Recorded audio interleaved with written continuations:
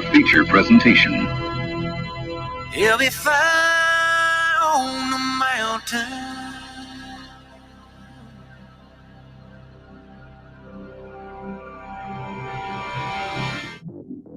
JB and Darren on the JB and Goldwater Show. Line drive right field, base hit. South Carolina wins the College World Series. Watson, touchdown. Hunter Renfrow. He got him, and it's all over. Coastal Carolina rules the roost. They win the championship. And South Carolina has won the national championship. The Citadel baseball team has done it again, but this time the Bulldogs beat one of the top teams in the country. They are giant killers. Get the ball to Bennett. He does.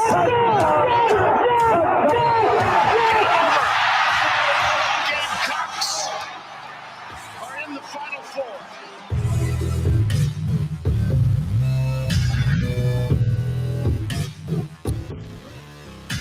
Yeah, it's finally Friday. Greetings and a good afternoon and welcome aboard the JB and Goldwater Show. Live, loud, and online, and very proudly presented by Motley Rice and driven by Stokes Volkswagen, and today driven by our friends at Freeway Flyers USA. If you are in the low country and you need a new set of tires or a tire or a couple of tires or however many tires you need to head to freewayflyersusa.com. Even if you don't need them right now, think about it. A bunch of you are going to be in our Share Healthcare chat lines in just a minute. I'm talking to all of you. I'm talking to all of you who are listening to us, driving around right now on those tires, sitting on your couch, watching the Masters, watching us, wherever. You're going to need tires, and you're dreading it because you're going to have to go sit somewhere forever. Don't do that. They'll come to your house. They'll come to your business. FreewayFlyersUSA.com. Jason and Allie Kirkman own it. Jason went to the Citadel, as a matter of fact. So if you're a Bulldog fan, keep it in the family. If you're not, make them a part of your family anyways. FreewayFlyersUSA.com. As I mentioned, the Share Healthcare chat lines are open, and we'll see you all in there. It is Masters Friday.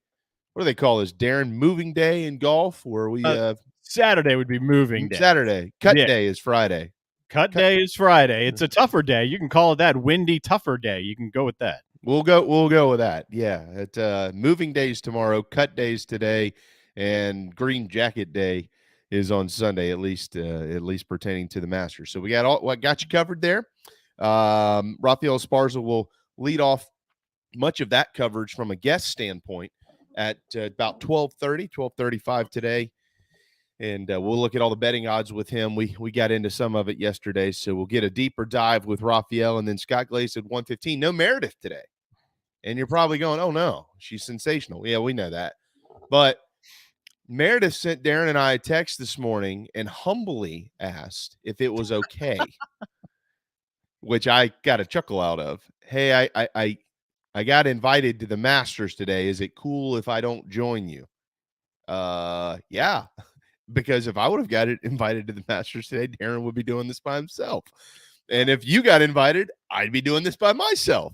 I get it. It's the Masters. It's not like going out to dinner, Darren. You don't just head over whenever you feel like it. So yeah, you go. So go. Have fun. My initial response to her was, I have a better deal for you. You let me go and you do the show. But she declined my request. Yeah. That's okay. It's all right. Okay.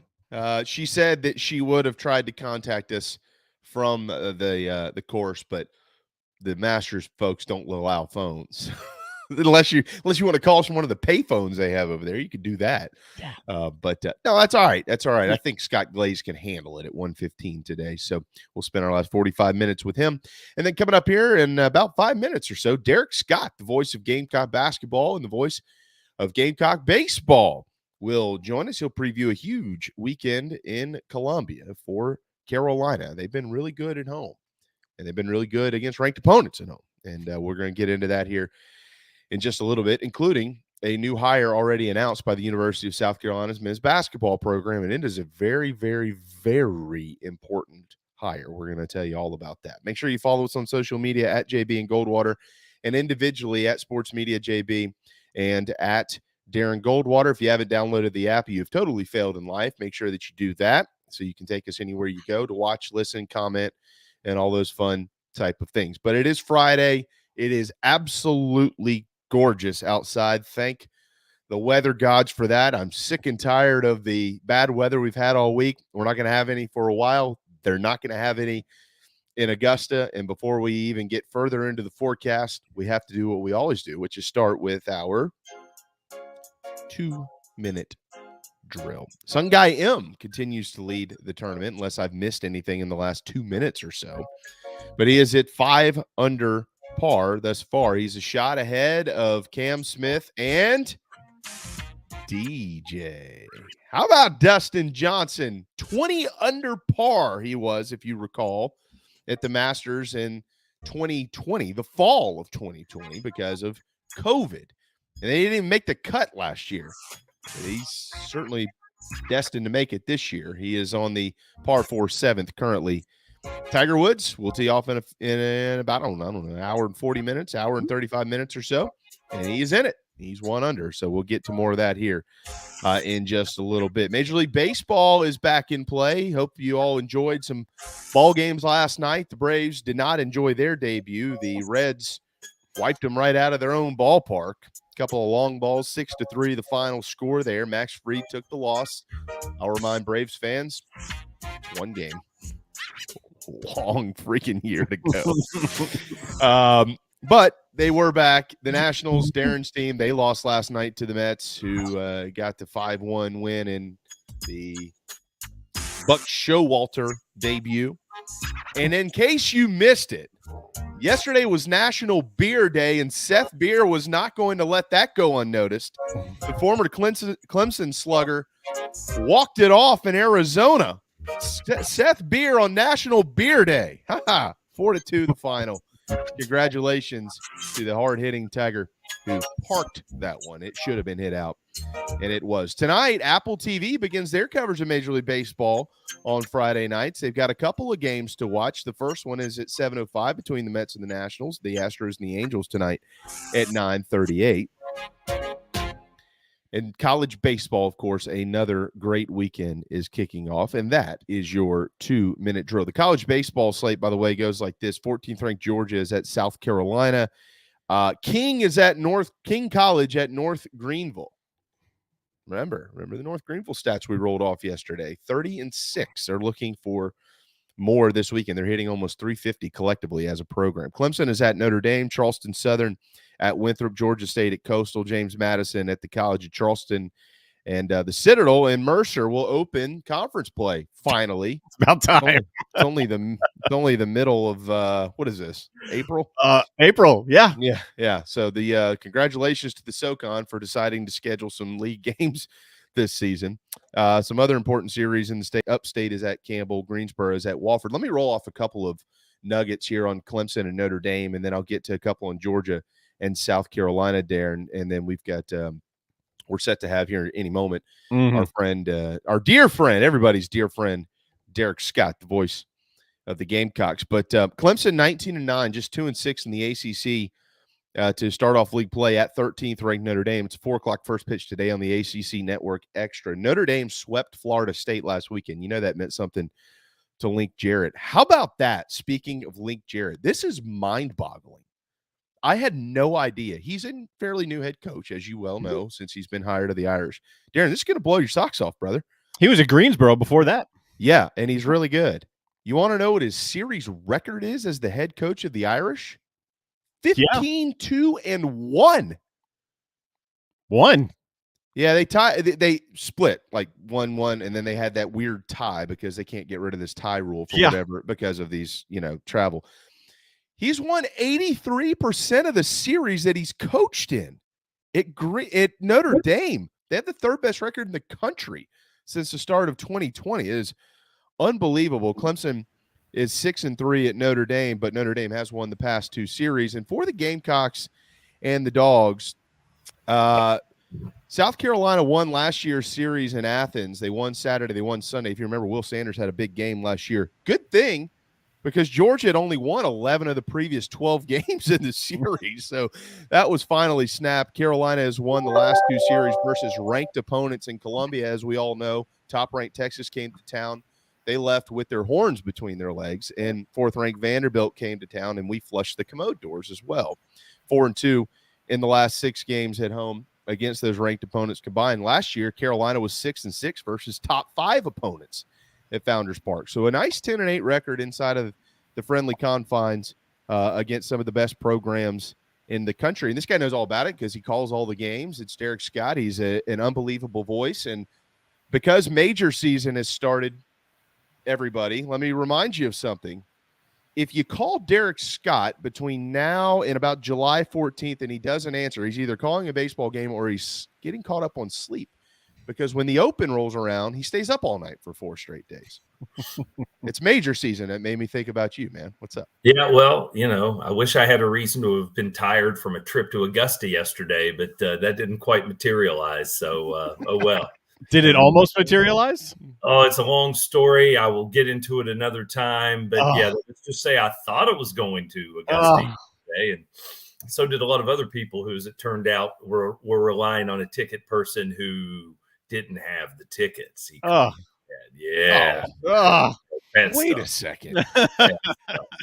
Yeah, and you can't that's not one of, like, if I said I got you a ticket to Carolina and I didn't have the ticket, I could call in a favor and get a ticket. I can figure it out.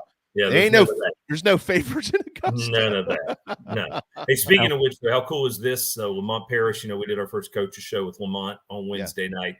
And from all of his time spent at Wisconsin as an assistant coach, you got to be really good friends with Andy North. And because Andy's not just an alum, he is probably even more rabid about the Badgers than, for instance, say Darius is about the Gamecocks. I mean, Lamont told me there were seasons where he felt like Andy was at practice more than he was, because he'd be on the road recruiting and Andy would be in the gym every day with Bo Ryan's teams, just because he lived up there. And during the winter months, what else are you going to do in Wisconsin? But anyway, the point of the story is that Lamont tells me that Andy has let him know that if he wants to on Sunday, he can come over and be a guest, and Andy and his wife. And I'm sitting there, we're at home team barbecue, and I'm saying, you're going to get yourself injured by somebody in this building who's hearing about you've lived here for 2 weeks, and you're going to start off your experiences in Augusta by going to the Sunday round with Andy North. I mean, are you serious? So I told him, I said, don't miss this. Don't. I know you're really, really busy right now, but do not miss this. No, man. That's unbelievable. I didn't get a chance to listen the other night. We've had family coming today, so we've been busy all week. That's incredible. I mean, why does he even want to coach basketball? Why doesn't he just hang on Andy's coattails and get into golf? I would. Yeah. That'd be a dream. I hope he takes advantage of the opportunity, because my gosh, what an unbelievable opportunity it really is. I mean, anytime you can go to Augusta, go. If it's Tuesday, go. But if it's Sunday and you've got someone who knows not only how to get around that place, but has access that you'd never dream of, good grief, what an opportunity. I agree. Yeah, it's you don't, if you can go on, if you get invited to Augusta, I don't care if there's a wedding or a funeral, whatever. I mean, if the funeral, whatever, the guy's already dead. Who cares? Right. Just move on. The wedding stuff, you got a long time. You'll catch up again at some point. But have you ever been to Augusta? Yeah. I've been to a couple practice rounds, and I actually got to go to a Sunday round. The year that Spieth won it. So is that 5 years ago? I bet that was cool. Yeah, 16, right? Was awesome. Is that 16 or 15, somewhere in there? Maybe 15. Either way, it was a great time. Yeah, it was. And same thing was with a guy who goes every year and knew his way around, and we just followed our orders. Be there at a certain hour, do the driving, speed walk without running to get your chairs put down at Amen Corner, and then go walk the course. And yeah, it's pretty amazing. Who is your pick this week? Oh, I'm already out of luck, because I was trying to take a flyer on a non-regular, and I thought Max Homa might be in the hunt. He's a good ball striker, and he was terrible yesterday, so I don't hold much faith in that. Now I'm trying to see if my guy will make the cut. I think it's probably the bigger question. So there are people on Billy Horschel thinking the exact same thing. Yeah. I was just watching. He's in the feature group with Dustin Johnson and Morikawa, and I was keeping an eye on that, and Billy's just trying to make anything go positive. Right? I always like when they sneak a peek, as if they can get the camera angle. Not that they're trying to, but if the camera angle is right, you see the little Gamecock logo sometimes sticking out of DJ's back pocket. So what are you going to do Saturday? And so are you and Tommy going to have a monitor in the booth to watch the Masters while you're calling the game? I'm a firm believer in the DVR and telling everyone who knows me, do not ruin this for me. It works about 30% of the time, but it's always, I never don't try. You know, I mean, you got to make that effort. I remember doing that with a Carolina Clemson football game one year that was up at Clemson, and I was doing a volleyball broadcast, and just told everyone, do not. My wife was at the game. I'm just telling everybody, just leave me alone. So I'm not checking Twitter. Our broadcast ends. I'm heading home. I go through the drive-through at I don't know, somewhere simple, get my food. I'm not even going to go into a restaurant. I'm not going to take that chance to see a monitor. I get home. I'm walking up the driveway, and one of the neighbors yelled over at me and said, it's too bad about the Gamecocks. And I just kept my cool until I got inside the house, and then I had a small personal conniption fit because I was this close. I was probably 20 paces from my house and not knowing, and the whole thing at that point was wasted. So anyway, for sale sign in the yard the next day. Yeah, exactly. Of the neighbor. All right, so the Masters rule will be in place in the booth tomorrow and Sunday. No phones. If you're going to be around Derek in the booth. All right, before we do get to baseball, Kerry Rich is on board now with Gamecock basketball. That's a huge deal in my mind, especially for a guy like Lamont Paris who's trying to learn his way around the state. I think it's an incredibly bright move by Lamont. I mean, you want to get people on board in a lot of ways. I mean, whether we're talking about alums who play the game, who may have their feathers ruffled a little bit that BJ didn't get the job. Yep. Or just, I always feel no matter where I've worked, there are always former players that don't feel like they get what they should get. And I don't think at times they understand how hard that is on the coaches to constantly be reaching out. You know, you don't have anyone focused on doing that. Well, Lamont's decided he's going to. He's going to have the ultimate camaraderie that can be created by having a former player who sounds like specifically the focus will be on those community relations, those alumni relations, doing a lot of things behind the scenes to help build a solid base of support. And you know, whereas when Shane came in, he kind of had that because he'd been here already. And so many former players were lined up right there behind him. And you know, for Lamont, that's a more challenging situation, having not coached here before, having been not of his own doing, but pitted against a former player in the process. There's a lot of things that were working against him there. I think this is a really, really smart move. And not to mention, Kerry's just an awesome dude. I'd want him on my team if I was putting a team together. And so I'm really excited that has come to pass. And I think probably before the day is out, we'll hear a little bit more about some other additions to the staff that will be more in line with the, you know, traditional assistant coaching spots where some guys, you know, may or may not have already been doing some work, just haven't been able to make it official until the Board of Trustees can ratify contracts. Might be the last ones they ratify, so they better get it right. Yeah, we'll leave that conversation for another day.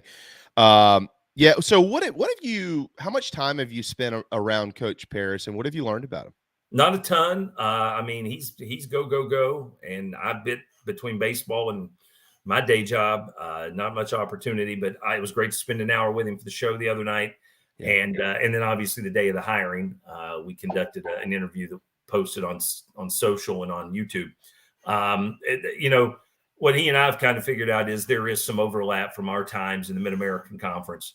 And so we'll trade a couple quick notes here and there just on common bonds, people you know, people you've worked with, players that you remember. And it goes back even to, you know, he's telling me about getting the text message from you guys won't know this name, a guy named Sonny Johnson, who was kind of a Cleveland legend in his playing days. And Sonny played at Ohio University when I was there. Lamont was coaching at Akron during that point in time. And Sonny's got, a son who's now of that age. And so we're, it's just connections like that. And look forward to getting to know him a lot better. But I can tell you right away, I've figured out a couple things I like about him. He's big into golf and he's big into craft beer. And I haven't heard anything yet I'm going to disagree with him on. So sounds like a great dude. This guy's going to win 30 games next year. It's unbelievable.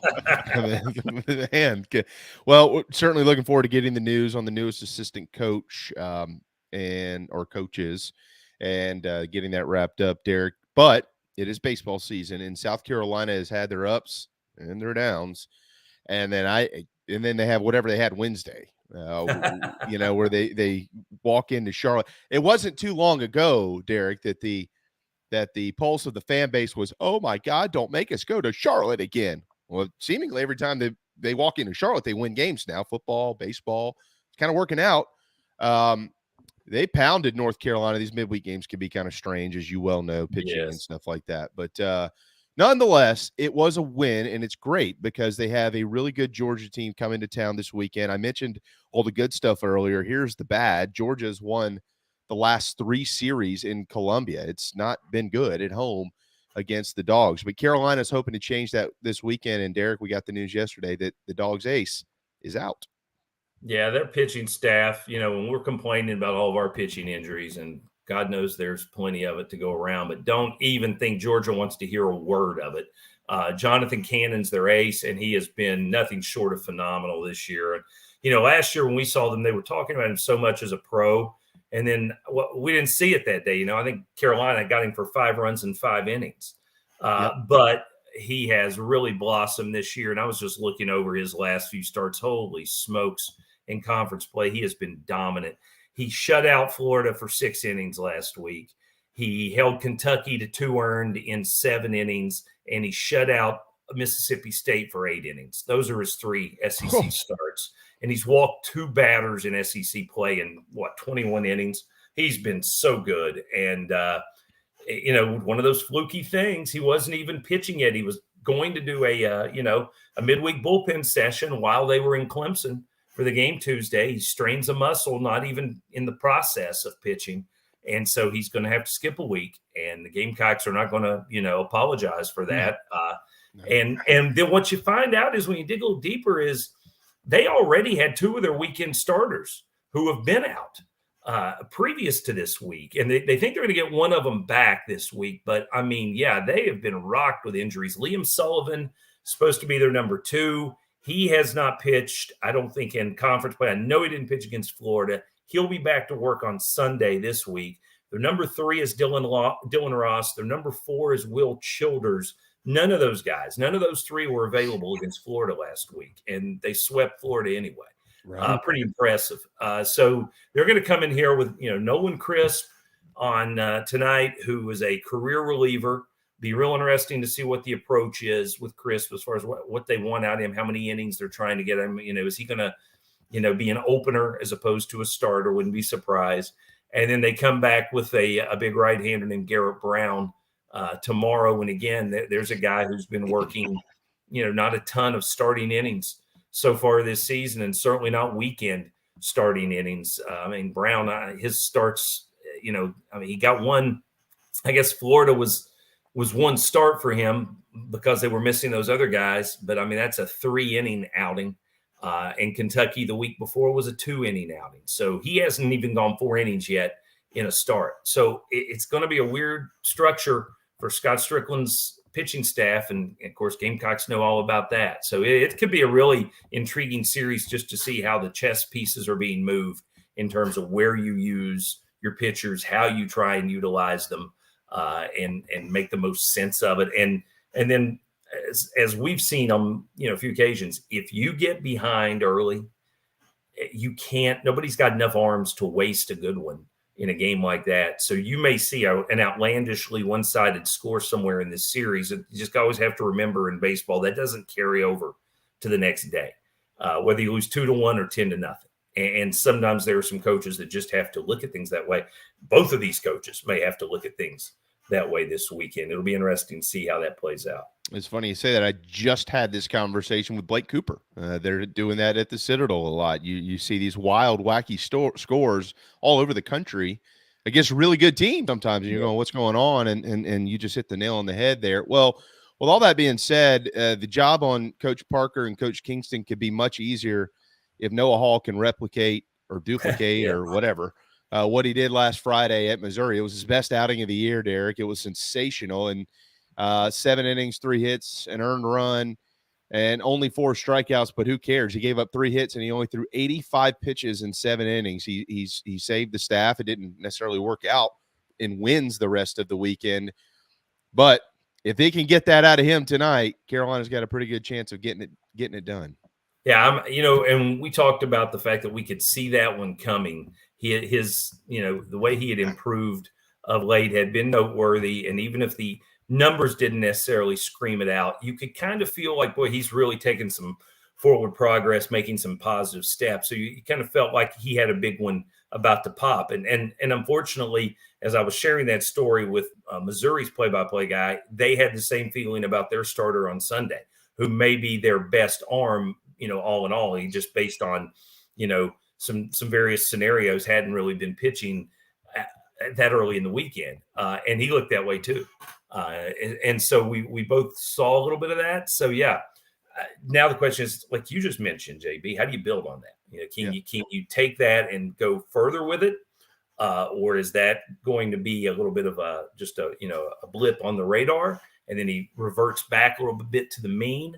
Because, Noah's not a guy anybody expects to be a Friday night SEC guy. But again, that doesn't mean South Carolina might not have an edge this week on Friday in terms of, how you match up and who's more comfortable in that setting. This Georgia offense has been a little more physical than what we saw last year. It was a lot of the same guys. I think they've got 4, maybe 5 guys in the lineup who are grad students. They're old. So you get some of that old man strength, and you can figure out a more physical lineup. And just comparing the numbers this year between these two squads, that you see that they've homered 8 more times than South Carolina. They're hitting almost 40 points, or I should say almost 30 points higher. And nobody's, going crazy screaming about this Georgia offense being terribly explosive, like say Tennessee. But yeah, at the top of the order, you got grad student, 4 grad students plus a redshirt senior in their usual starting lineup. That's an old bunch. Yeah. And it's right now, it's not really fair to compare anybody to Tennessee. Tennessee, Derek, is the best college baseball team I've seen in a while. Yeah. And I mean that. I don't mean like in the last couple of years. I mean in a long while. They're really, really good. I do that. You brought up something I'm so glad you brought it up, because to back up your point about Noah Hall, he stretched himself out literally from his first start of the year until now. Every week he has gone deeper and deeper and deeper into the ball. He's never not once 2 to 2.1 to 3.1 to 4 2/3, 5 2/3, 6, and then last week 7 innings pitched. But what correlates with that, which is interesting, is pitch count's going down. Yeah, he threw 30 less pitches in the game last week than he did against Texas when he threw 3 shorter innings or 3 less innings in the ball game. So he's figuring it out, Derek. And at some point, he's not going to always go. I don't know how much further you can go anymore than 7 innings. They just don't really let you. But he might have kind of figured it out. And if he has, they've got it. They've got something. Sanders is Sanders, and Matthew Becker he's young. He's going to have his ups and downs. But overall, you look at this weekend rotation, you feel a lot better than you did about a month ago. That's for sure. No question. And the one thing I will say too about him is that game last week was one of those unique situations. And you hear people say this, but it doesn't happen often. He was throwing all 3 pitches for strikes. That's not common. That's just not. It's rare that you can locate all your stuff on a given day. More often than not, you figure out what's good and what's not, and you lean more heavily on what's good. And you just try and, maximize what you've got to work with on that particular day. On a week ago Friday, man, all 3. The fastball he had some real life to it. The changeup was just tremendous, which is his best pitch, but he was also able to throw the breaking ball 4 strikes. And that is when a good, starting pitcher can look like a great starting pitcher. But again, it's not easily attained. So I'm not counting on that tonight, but I do know that he's figured out what he has to do to compete on this level. And I certainly feel like even if he doesn't have stuff that's as good as it was last Friday, that he can still go out there and give you a chance to win. And that's what I like about all 3 of those guys, even the freshman on the back end of the rotation. Last couple of weeks, he's not had his good stuff. But you know what? When he's left the game, South Carolina's been right there. It may not have been ahead, but they have been right there in a position to win it, which they came back and did against Vanderbilt. So, no, I feel good about that aspect of this rotation right now. It's just a question of how much do you have behind it, how many guys can come in there and give you quality innings if you've got a lead, or if it's a tie game, or you're trying to stay close.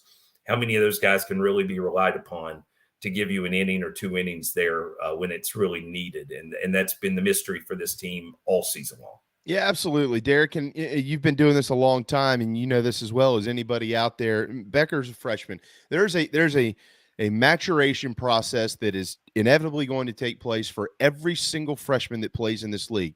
Justin Smoke hit like 230 halfway through his freshman year. He ended up hitting 303 at the end of the season with 16 or 18 home runs. Like, everybody's going to have it. And you go back to earlier in the year, and the fan base was just overwhelmed with what they were seeing from a guy like Michael Braswell, for instance. And I mean, I would never had to say this to you. I had to say it to some people to kind of calm them down, but he was going to hit a mountain at some point in time, and he wasn't going to figure out how to get through it. And he's hit it, but he's learning. And there's something that feels right about this weekend for him, Derek. They've gone through a ton of big time series. They were on the road. I know he struggled offensively, but you know how this goes. You can almost predict some of these things where, okay, now he's back home and maybe he's a little bit more comfortable. Have you been around him? What has Mark said about him? Because he has hit that freshman. Now we got to work him through it, and he's had some better at bats lately that lead me to believe maybe he's coming out of it. Well, I like the fact, honestly, I wasn't there, Wednesday, but I like the fact that they gave him a night off. Yeah. Yep. Gave him one game to watch and see, how it looks from the dugout. And for twofold. One, I just think you can benefit from that when you're in a slump. And 2, he's a very confident young man. And, it's sometimes you got to realize, hey, you know what? They're going to play with or without me. And if I'm not adapting, making the changes like the coaches are telling me to, whether that's his approach at the plate because the scouting report has caught up with him, or whether that's just taking care of your body and understanding that it's a long season.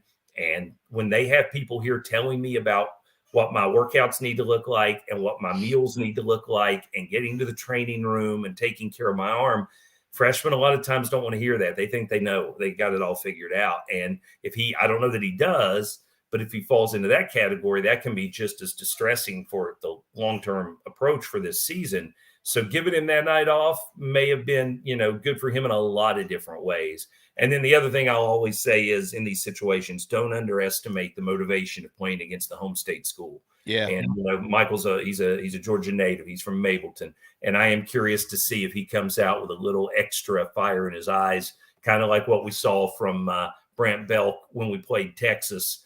And you could tell it was a whole different animal because he was going against the Longhorns. They didn't recruit him. His dad played there. He's a Houston native.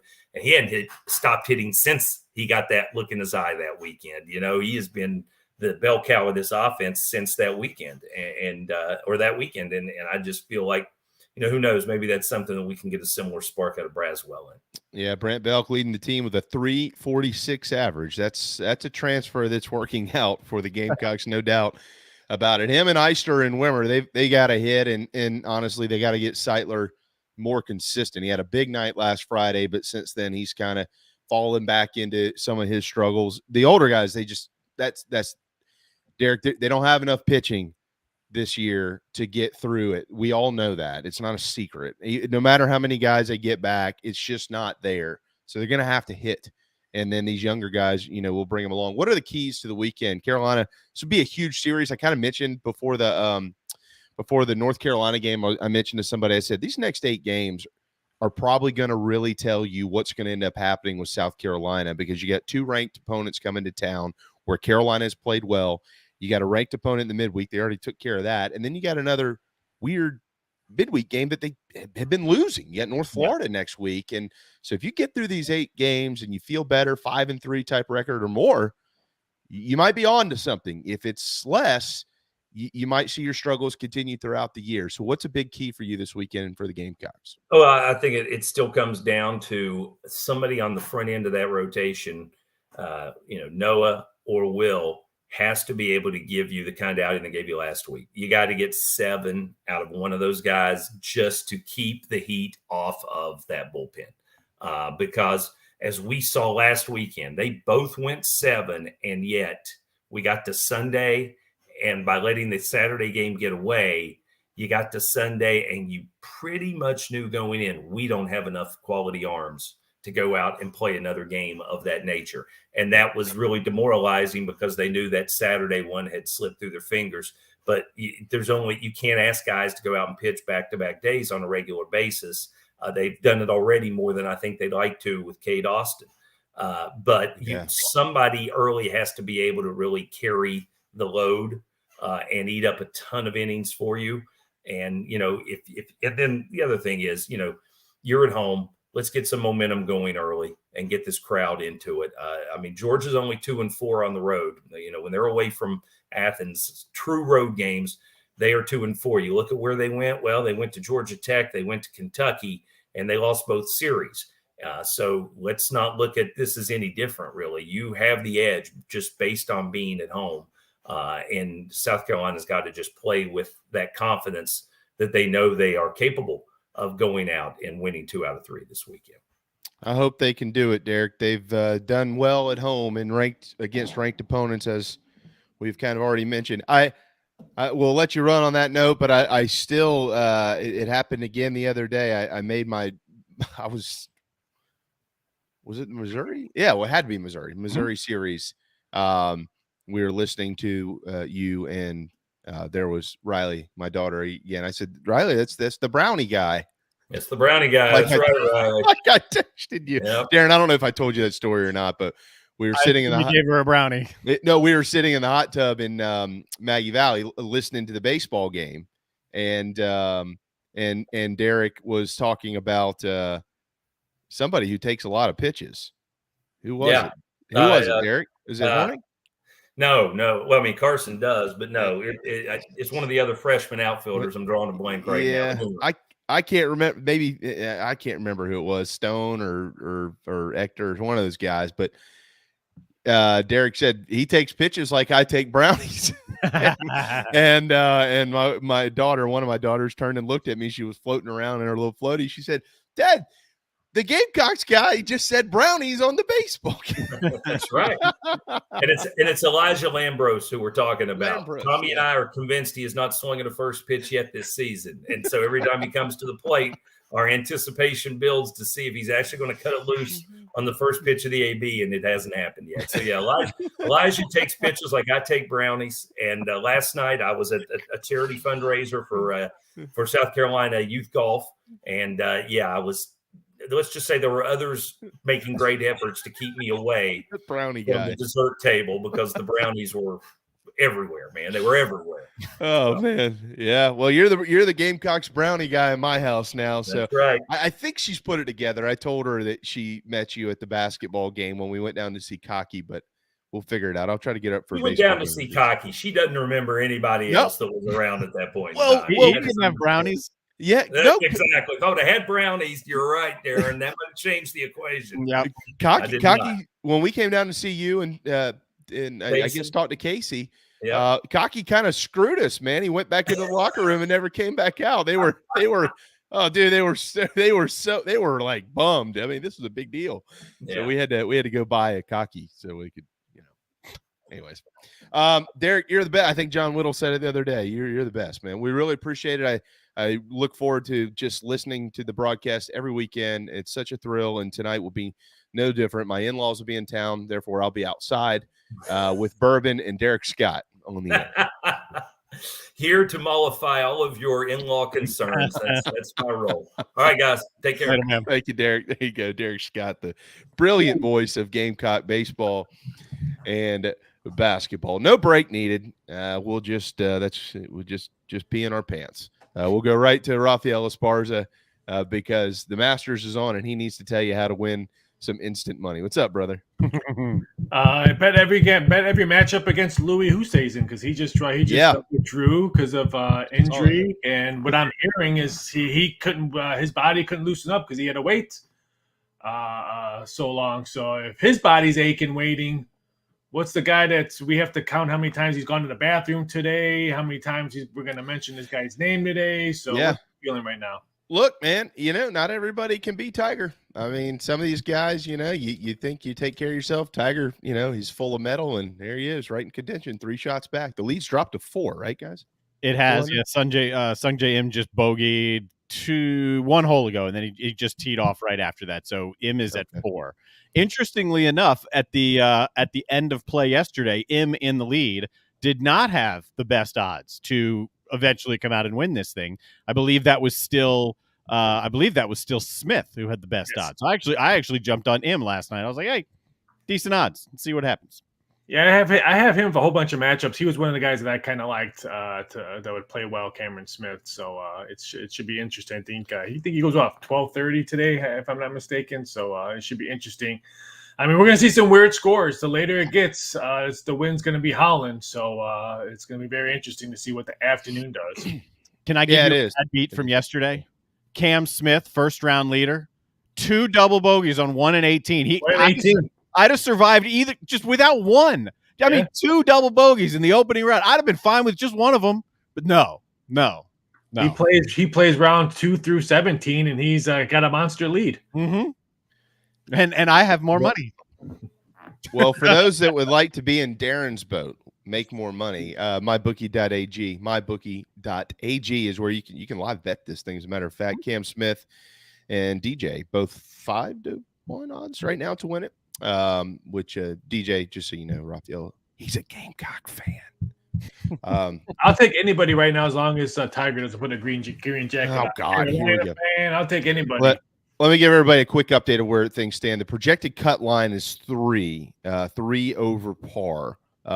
Notables behind that, JT's 4 over. He tees off at 152 this afternoon. Somebody who picked him yesterday, Darren? That wasn't you, was it? Was it Scott or Meredith? Or was it you? Well, no, it was not me. It was Meredith because she picked him and he was already on the course kind of laboring around a little bit. Scotty went with Koepka. I went Rory, even though I was talking up Cam Smith. And who were you on? You threw out a couple of names. Xander Schauffele, who's not going to win it either. He's 1 over through 7 today. He's 3 over on the weekend. But I will say this, my man Freddie Couples is 3 over. So go Freddie. Make a dent in this sucker. Before we get into some of the bets, and Raphael, certainly want to talk to you about some of the play that we've seen on the field. The cut line at 3, is it based on play so far? Nobody is going low today at all. The best score on the course is Schwartzel at 2 under so far. And you got to think that the afternoon is going to even play maybe more difficult than it has this morning. So I guys, does that cut line maybe settle at 4, even 5? I could see more 4. I don't know about 5. 5's getting out there. Yeah. 4. It's going to be hard. Like I said, I just don't know what's that 1:30, 2 o'clock. What's that wind going to be doing? I mean, they're expecting 25 to 30 mile per hour gusts. So we could see some very interesting scores today. It wouldn't shock me if it goes 5, but I think it'll probably be 4. How much liability is on the books with Tiger right now? Oh, it's ridiculous. I mean, but first of all, we made he's probably going to make cut shot -1 yesterday, but we had a huge prop that would he shoot under 70 for all 4 days. He shot 71 yesterday, so we cashed that prop already. We did jumping jacks to get some plus money on that one already. That was the Tiger prop? Yeah, would he shoot under 70 all 4 straight days? Well, he can't do that now. Nope. Which, Darren, I not to interrupt with something just random, but I just happened to see this on Twitter, so I checked it. It is currently snowing in Maggie Valley right now, where I was just 2 weeks ago. It is snowing. There is a frost warning for Augusta. I want to say Sunday morning. Sunday morning. That's someone's rod in his leg is going to be aching. Oh God, here we go again. This, your check is not gonna. You're not gonna be able to cash that check if you keep, banging him like that all the time. He's not gonna pay you. Every sports book is saying the same thing Raphael is, because they're all going to get crushed if he wins. Yeah, they are. Let's talk about. I agree. They're going to get really crushed if they win. Let's talk about a couple of guys who I like both of these as golfers. And Darren, I mentioned yesterday. This isn't a pat me on the back type thing at all. It's just I'm just referencing it because we've already talked about him. I think it was yesterday or maybe Wednesday. I mentioned Will Zalatoris. Maybe keep an eye on him in the tournament. He's 1 under through 8 today. He shot a 71 yesterday, so he's even par thus far. And then let me throw this one out there. And I just love watching this cat play golf. Harold Varner III. He's 1 under today. He's 2 under through the tournament. He's tied for 8th, which is 2 off the lead. He has had a nice run of it as well, Raphael. I'm not sure how much golf you've seen either one of these individuals play, but there are some out there. I talked to someone this morning, as a matter of fact, who said, keep an eye on HV3 as this sucker moves along. His game is kind of fitting what Augusta might need this weekend. Again, if he wins, hats off. It's not Tiger. So hats off to, I agree with him. His game fits well. I think Cameron Smith's game fits well as well. And the number one golfer that no one talks because we were too busy talking about Tiger. I think his game fits well as well as Scotty Scheffler. So I think he can keep on creeping up. What's he at 2? I think he was or 3. 3 under. He goes at 1. So I think his game could fit well. The 2 things to keep an eye on with those. It's super rare that a world number 1, Scheffler being that right now, wins the Masters. And it's very, very rare that a guy in his Masters debut is even around to win the Masters. And that's what Harold Varner would. So the game fits. Does he have the consistency and the knowledge of the course to make a play? I like Scheffler much better than I like HV3 in this one. I agree. Scheffler? Yeah, he's what is he? Varner, He's 3 under. Tees off at 2:03 this afternoon. What about DJ, man? Right now at mybookie.ag, DJ is the odds-on favorite, basically, him and Cam Smith, plus 550. So 5-1 odds to win this sucker. He didn't even make the cut the last time they played it, which was the second time they played it in like 5 months last year. However, the second to last time he played it, he was 20 under. So he knows the course. He just had a bad tournament when they played last year. Have you early thoughts on DJ? He got a lot of action. Him and John Rahm, I think, were probably would have been fighting for most tickets written if it wasn't Tiger playing this one. So keep an eye out for Rahm. I think he's at +1. I think his power game could maybe cut through that win before it gets really, really gusty. Hopefully he'll be done on that. But I agree with both of them. I think both of them could be DJs already on there. And it's good that both of these 2 golfers are on there because they won't have to battle the blustering wind that might be happening this afternoon. So if these guys can get their games in already, they can just sit back and watch all the wind blow balls all over the place. That's very, very true. Do y'all know what the expected winds are this afternoon? Gusting up towards 30 miles an hour. Yeah. Sustained 15 to 20 then? Mostly 20, I saw 20, 25. I mean, if you look now, there are times it's whipping a little bit now. It's consistent, and at times it's whipping, and we still have a couple hours before those big gusts come through. We've talked about literally every player out there. And Raphael, I'm not going to lump you into this because Darren and I have talked about every player out there with Scott and Meredith yesterday, and we'll do it again today. But there's one name that we have not talked about, and it's the guy that won the dang tournament last year. Hideki Matsuyama is at even par. He's only 4 shots back, Raphael. What do you think about him? Yeah, again, this tournament, I feel bad for every golfer that's not going to wear red on Sunday because no one's talked about anybody besides that. And people asked me yesterday, why are you so down on Tiger and all that? This reminds me of the day when Jordan, when he left and he thought about maybe coming back and when he was swinging a bat at the White Sox and all the rumors and all that. I felt bad for every other Bull guy or every other player in the NBA because it was all Jordan watch, Jordan watch, Jordan watch. Yeah, I just feel bad for these guys. But yeah, you said it. The defending champ, even par. Hopefully he'll be in that weather this afternoon. Hopefully it won't affect him that much. But I'm a full effect. It would not shock me that the leader is sitting around at 2:00 watching, and he'll be the leader when the day's over. I agree. There has not been nobody has won this tournament back to back since Tiger did it, right? In 2000, 2001. Okay. And in 1 and 2. And the other thing about Matsuyama, he's not fully healthy. No. So that has a lot of people, including me, fading him a little bit. Just not fully healthy. Do you think that 4 under, like the leaders right now are at 4 under? Do y'all think that number goes down, up, or maybe finishes there at the end of the day? I would say I would be shocked if someone's the leader with -6 going in throughout the day. I think it's going to be between 4, 5, and 6. It would blow my mind if someone's a 6. And we're talking about all the day to win. Saturday and Sunday is going to be cold. So if you're Tiger or anybody else, Matsuyama, who's got injuries and stuff like that, what are you going to feel like when you wake up tomorrow morning? Because I know when it's cold wherever I'm at, I need my wife to help me to get out of bed. So you have, is it fair to say, do you know, actually, let me ask it this way. Do you know which golfer Vegas has taken the most money on this week? Oh, I think it is Tiger. I think you knew that answer when you were talking. Yeah. Mm-hmm. I think we had him 100-1 at some point. I think he closed at like 35-1. And we had him to miss the cut -$2. It closed at -105. So it's It was +120 to make the cut right after I don't know when it moved, but as soon as that press conference was wrapping up, that's when I jumped on +120. I was like, he'll make it. He's not going to win, but he'll make the cut. And then next time I looked, it was minus something. Yeah. So the live odds right now have him at 36-1. Yeah. So I'm just, I'm kind of being playful, but I mean, I'm kind of guessing, Raphael, like what y'all want is for Tiger to make a run and then not win it.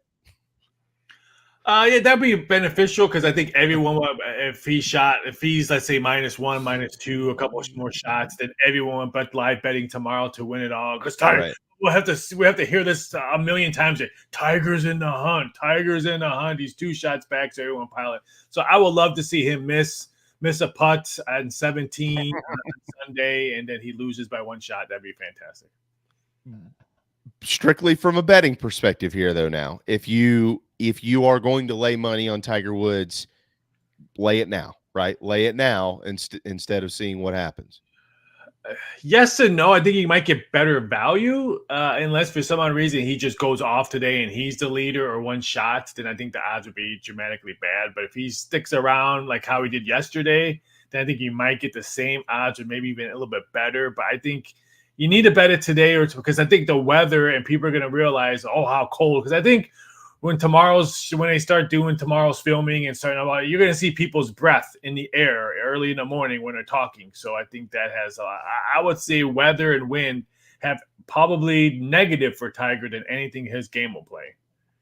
Are y'all surprised by Brooks Koepka at 3 over right there on the cut line? Yes. Yeah. Why? I thought he would come out strong and play well. I'm a little blown away. Is he still +3? I haven't really checked. Yeah, he's all over the place. Yeah. That group, Rory's at 1 over. Fitzpatrick, where's Fitzpatrick? I don't even know where he is now. Last I saw, he was 1 under. He was laboring a little bit, and he was a mess on the greens, but he was hanging in. Yeah, he's still 1 under, Darren. And that's kind of a surprise to me. I like his game. But I thought when you looked at that group, I certainly believe that Rory and Koepka would have a nice week. Rory started off well yesterday. Generally, he has not. But he came out of the chute pretty good. It just hasn't gotten much better. Finished over par. Yeah, he's 1 over. So, well, we'll see what happens. Do you have a pick to win this thing, Raphael? I had 2. I had Koepka and Cameron Smith. So one might be on the couch watching baseball over the weekend and UFC 273, and the other one might be still playing. Okay. All right, I wasn't even aware of UFC 273 with the Masters and opening day for baseball. So what's a play for UFC? I think the Tisha Torres fight is probably, I think, going to be one of the best fights because all three main ones are huge favorites. A -$6 favorite, -$5 favorite, a -480. So all three big fights are huge favorites. Now I think a dog wins one of those fights. I think we might see an upset, but heavy UFC 273, heavy favorites on the whole card. All right, into baseball here. The World Series. Do what? Cubs are in first place. They are. Yeah, they are. It's a great start to the year. I'm looking at your World Series odds. Not sure I'm understanding the Blue Jays at 7-1 odds and the Yankees at basically 11-1 odds. All about tickets written. Right now, it doesn't matter it doesn't matter what your lineup says, doesn't matter what the name of the jersey says in the back. It's all about money coming in. Well, I get that. I'm just trying to figure out why there's so much money coming in on Toronto instead of New York or even Boston out of the East. Well, I'm kind of shocked that not more money is coming in the Blue Jays because I think they're my World Series pick. So I'm really shocked that they're not. Every time I look at it, like, how come no more money's not on there? I think they're probably going to be in a hunt for the trade deadline, probably for another arm. And I think the Yankees, which I think we're going to have to hear the Aaron Judge thing all season long, and that's because he turned down that big contract today. Mm-hmm. So I'm not a big fan of the Yankees right now. I think the Blue Jays win that division. I think the Blue Jays win the AL pennant. The deal that he turned down was worth $230 million. Is that right? I think so. What was the length of the deal? 8 years, I want to say. I think that's what I saw. Okay. And he said, I'm basically not doing this right now. I'm going to play the year and we'll see what happens. Pretty much. I think that's what I think he's just betting on himself. I mean, that's pretty much. I hope so. As Corey McCartney put it, because this was arbitration, Corey tweets out as soon as this thing ends, he was the judge and jury. I mean, you could see the creative juices and the irony just flooding out of him. He's I put some betting prop bets 2 days ago. Will Yankees sign Aaron Judge to a contract extension in 2022? Yes was -160. And then how much will Aaron Judge get per year in his next contract? Over under $24.5 million. Okay, yeah. So that wouldn't. Well, that would be. No, it wouldn't be that, would it? The Yankees' first contract, not today's, their first one they offered him was 17. He was looking more for 21. I'm projecting anywhere between 24 to 26. Depends now if he just wants the money or does he don't want to win. Then I think if he just wants to win, if he's going to take a Chris Bryant contract, then he's probably going to get $50 million a year. Yeah, it's unbelievable. He knows. First of all, he's not dumb. He knows that the Yankees could offer him more, and if they don't, he'll sign with the Dodgers because that's what's happening in baseball. I think the Yankees learned their lesson. I don't think they're going to offer him more. I think he gets more anywhere else. I think the Yankees checkbook is not like we saw back in the past. Yeah, it wasn't this offseason, was it? I mean, there were a lot of other people who were passing them by this offseason when they were rumored to be in the mix. This year, or his back, oblique, whatever, and all that. I think they say, hey, see ya. I think they're – prove it. Yeah. That's fair. Hey, look, if he hits 280 this year with 40 home runs and 120 RBI, I mean, he's going to – he can roll it out there and say what he wants. He'll get it. He'll get it somewhere. DH now, he has more options to get more. Yes, you're dead on. The DH rule has totally changed negotiations in Major League Baseball. I mean, it's flipped it on its head. Yeah. So yeah, we'll see. I will say this: my life goal is to be able to tell somebody to kick rocks when they offer me a $230 million contract. That's a heck of a goal, man. I mean, if you can, that's my goal too. Seriously, like if you can tell somebody, yeah, I don't think so. You've made it. My goal today was to try to find barbecue. You guys I have way different goals. Hey, well, aren't you still planning on coming down here? I'm actually in, and I got paid to go somewhere else for Easter weekend. Sorry, guys. Okay. Well, whenever you do, we can help you find the barbecue. Money. Was that? I said, you're taking money? Shoot. Yeah. I mean, I don't get it. I can find you plenty of barbecue where I'm from, pal. Oh, yeah. Man, I'm sure you can. I'm sure you can. I'm gonna try to get to. I'm gonna be close to Savannah, Georgia during Easter. I'm gonna try to escape over there. Come on, Easter weekend. Come on, we'll show you around. Darren won't be here. I won't be here, but yeah, I'll be closer to you. I'll be in LA. Yeah, he'll be in LA. What are you doing in LA? My sister's out there. Passover. For the people who aren't celebrating Easter, they're celebrating Passover. Modeling. What's religion? There's religion still? Oh, okay. Well, I mean, more of a family tradition. Religion for others, and for me, it's a time to get the family together while I pretend. Yeah, it's Passover. Yeah. Come on, respect, Raphael, respect. Ask me a plate of food. That's all I asked for. Yeah. You want matzah? Yeah, great. I'll bring it over. I worked at a casino called New York for 10 years in Vegas. I've had a lot of matzo ball soups, and I've had a lot of bagels and lox. The deli was right behind the sports book, and they used to give me free food. So I've had my fair share of all that stuff. Honorary tribe member. I will be smoking a ham. So best of luck to both of you. All right, we got to let you run, brother. Have a wonderful. This is a great weekend, man. Major League Baseball is back, and the Masters, of course, makes everything better. So enjoy it.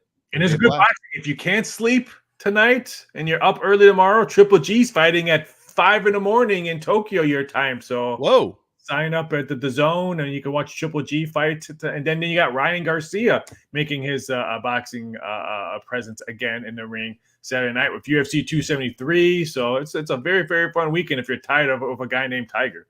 Huge boxing weekend. I didn't realize that. Yeah, I'll have to wake up early at 5 o'clock. I'll call you to wake you up. Yeah, we'll probably be up. The kids are, they don't sleep anymore, so it's all good, man. Thanks, bud. Take it easy, guys. Have a great week. There you go. MyBookie.ag is where you can make your money. Raphael Esparza just told you how to do it. Timeout. Final hour of the work week coming up next. Scott Glaze at 1:15. We'll update the leaderboard. And Ronald Acuna and Freddie Freeman have responded to Ronald Acuna's comments. Yep. It's kind of a strange situation. But we'll talk about it when we get back on the JB and Goldwater Show. This is Mike Mazzell for Stokes Volkswagen on Ashley Phosphate Road. You know what happens when you sell record numbers of new vehicles? That's right, we take in record numbers of local trades. Despite what the news is saying, quality pre-owned vehicles really aren't that hard to find. You just need to know where to look. Stokes Volkswagen on Ashley Phosphate and on the web at stokesvw.com. We've got over 1,200 pre-owned cars, trucks, SUVs, and all at a fraction of the price when new. Every vehicle has been inspected and reconditioned, many with the balance of factory warranty. Best of all, at Stokes Volkswagen, you don't need perfect credit to get approved for a quality pre-owned vehicle. And we'll take any trade in any condition, even if you owe thousands more than it's worth. Don't forget, we'll buy your car even if you don't buy a car from us. You're going to love our pre-owned selection, I guarantee it. So come see us today at Stokes Volkswagen on Ashley Phosphate or stokesvw.com. Peace and love at Stokes VW. Negative trade equity financed a new loan subject to lender approval. People don't like to get stuck in traffic, stuck in the mud, stuck at work. And two others you probably don't think much about, stuck with a big medical bill or stuck with a healthcare program that doesn't fit who you are. Experience true medical freedom with Share Healthcare. More affordable, more options, user-friendly, and biblically sound. You can join right now. Explore a new way to show you care with Share Healthcare. Join us today at sharehealthcare.com. sharehealthcare.com. Wando Power Equipment, the trusted home of Hustler zero-turn residential and commercial mowers. There is nobody more trusted in South Carolina than our friends from Wando Power Equipment. They've been providing elite commercial and residential service for over 30 years. Landscape Services have turned to their selection of Hustler zero-turn mowers like the Raptor. Bigger, stronger, faster, and the most durable Raptor Hustler has ever designed. Located on Daniel Island and online at wandopower.com. Wando Power Equipment, owned by the Price family, the home of Hustler zero-turn mowers, rentals, service, and specializing in family and friendship. It's the best time of the year on the sports calendar, and there's no better place to soak it all in than your spring headquarters. Dog and Duck, with 3 area locations in Bell Hall, Park West, and Clements Ferry Road. Until May, $5 pints of Wicked Weed Brews and Devil's Backbone. Again, until May. Patio seating, happy hour daily, family bingo on Monday, the Duck Truck Double Burger every Wednesday, rib night on Friday. It's the place to be for the best wings in town, the best sports everywhere you look. Dog and Duck, 3 area locations, Bell Hall, Park West, and Clements Ferry Road. Motley Rice LLC is a law firm with international reach, but it hasn't lost its Carolina roots. The Motley Rice team fights every day for people harmed by products including asbestos and talc exposure, medical drugs and devices, and also catastrophic injuries and auto recalls, including dangerous Takata airbags. Motley Rice is headquartered in Mount Pleasant at 28 Bridgeside Boulevard. Visit motleyrice.com.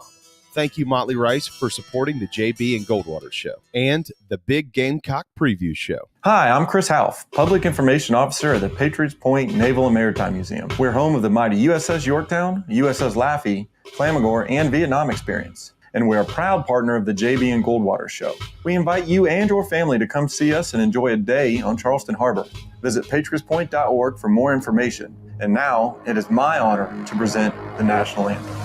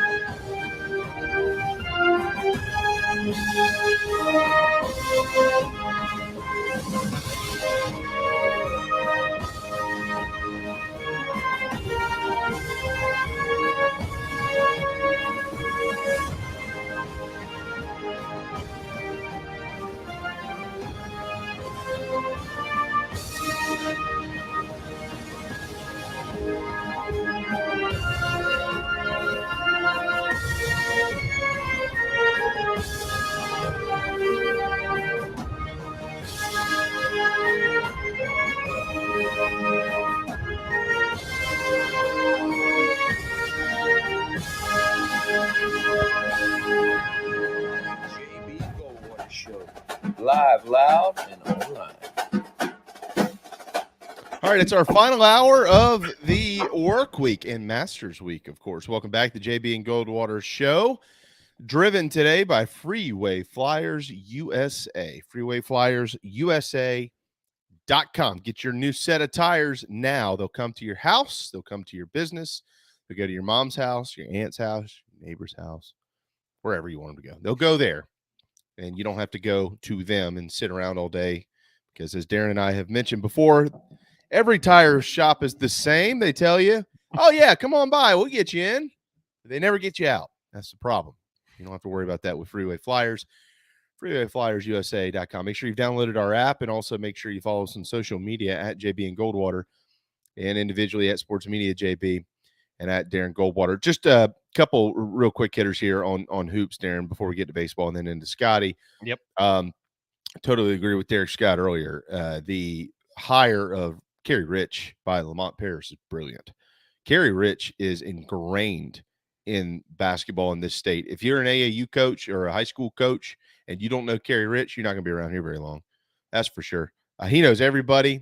He's long hosted the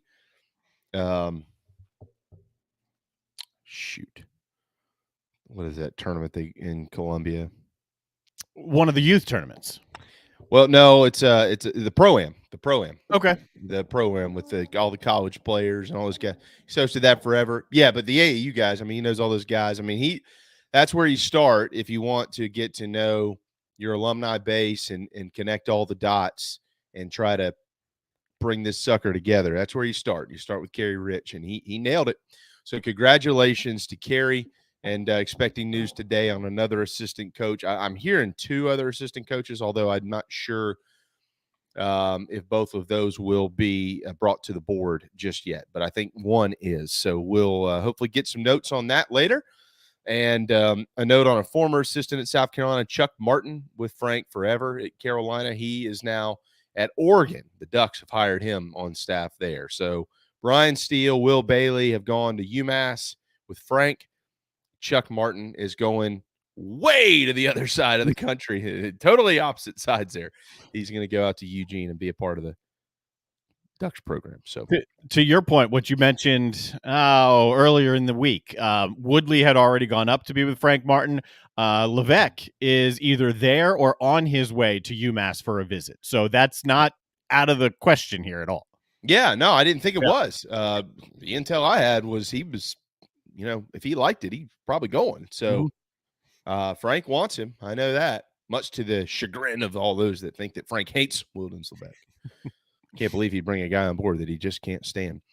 All right, Ronald Acuna and Freddie Freeman apparently maybe didn't get along well at times. But according to Freeman, that's not necessarily true. Freddie Freeman just said, and let's make sure, like, if you have this conversation around the dinner table, make sure you get your facts straight, because these are the type of conversations of, well, Freddie and Ronald didn't like each other. What? Not according to Freddie.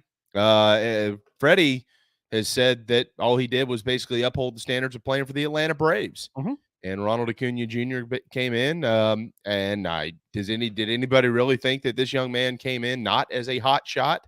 I mean, look how I'm not taking shots at him here, Darren, but look how he carries himself. I mean, he's got that new age swag in baseball, which I'm fine with that. I don't care. But different organizations have different standards, and I didn't even realize some of these were in place with Atlanta, where Freddie, here's a direct quote from Freddie Freeman. He said, quote, "I saw the eye black situation, but when you put on a Braves uniform in that organization, there's organizational rules. You don't cover the A on your hat with your sunglasses. You don't wear earrings.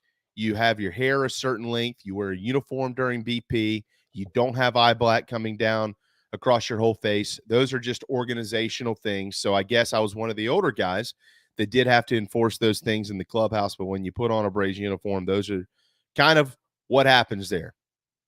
Yeah. Okay. There you go. I mean, difference between A, organizational rules, B, difference in generations, right? I mean, it's the younger Bryce Harper led young generation. I think he was the first flamboyant one of the young guys who's out there. Now many have followed suit, and I'm like you, man. Go out, have fun. I'm okay with that.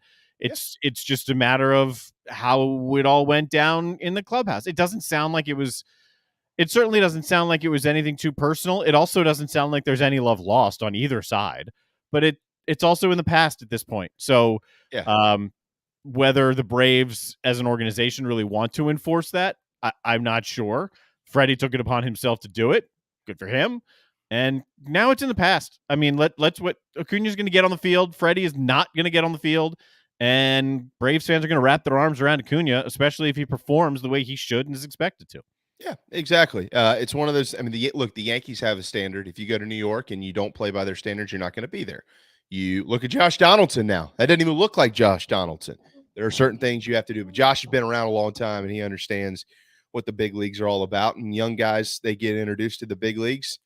Hey, look, this isn't that big of a deal now, but Smoke and Ichiro, they did not see eye to eye. You don't want to know why? Because Smoke sat on the bench in Ichiro's seat. That wasn't an organizational rule. That was just Ichiro. He's kind of I'm not going to get personal, but I've heard a lot about Ichiro behind the scenes. And basically he was like, who's this cat? And why is he sitting in my seat? And Justin looked down and said, damn, I didn't know that your name was written on this bench because I don't see it anywhere. And he's basically like, well, you're a young kid and you're new, so scoot on over, pal. I don't know either one of them. Obviously, you're tight with Smoke. They do seem like very different people, though. Yeah, a little different. Very different people. Yeah, and it's the same thing here. I mean, these things happen. It's not that big of a deal, but they're two of the stars of the game. So obviously, this quote. I mean, if this was Joe Smith talking about Frank Johnson, this wouldn't have even made nothing. This would have made nothing. No. So it's these two. I have no problem with how Freddie handled it because it's the big leagues, and there's a tier basically, and you get certain powers and authorities by how long you've been around. If you're a vet, and you young guys, as good as you are, there's still rules to follow, and organizations have them, and that's just it. It is what it is. I loved though, from a baseball standpoint, and maybe it's not true, But I've never known Brian Snicker to be a liar, so I'm going to go on the premise that it is. I loved his quote. He said, hell, I didn't even know there was a problem. That tells you got a pretty good organization because the players are handling it, and it's not getting into the front office somewhere. Yeah, that's what I was. It tells you the clubhouse is rock solid because they're taking care of their business, and that's that. Get out on the field, do your job, take care of your business back there. That's exactly right. So, there you go. That's JB and Darren's thoughts on Ronald Acuna Jr. and Freddie Freeman. I just saw here on Twitter. It's all a blanking blank show. Average Joe's talking about millionaires squabbing over blanking nothing. Yeah, it's a lot of blanking for me to really process what you just read. do me a favor, pal. When you're going to comment on our stuff, keep the profanity out of it if you don't mind. We'd really appreciate that. Whatever your name is. All right, it is 1:14 here in the final hour of the work week.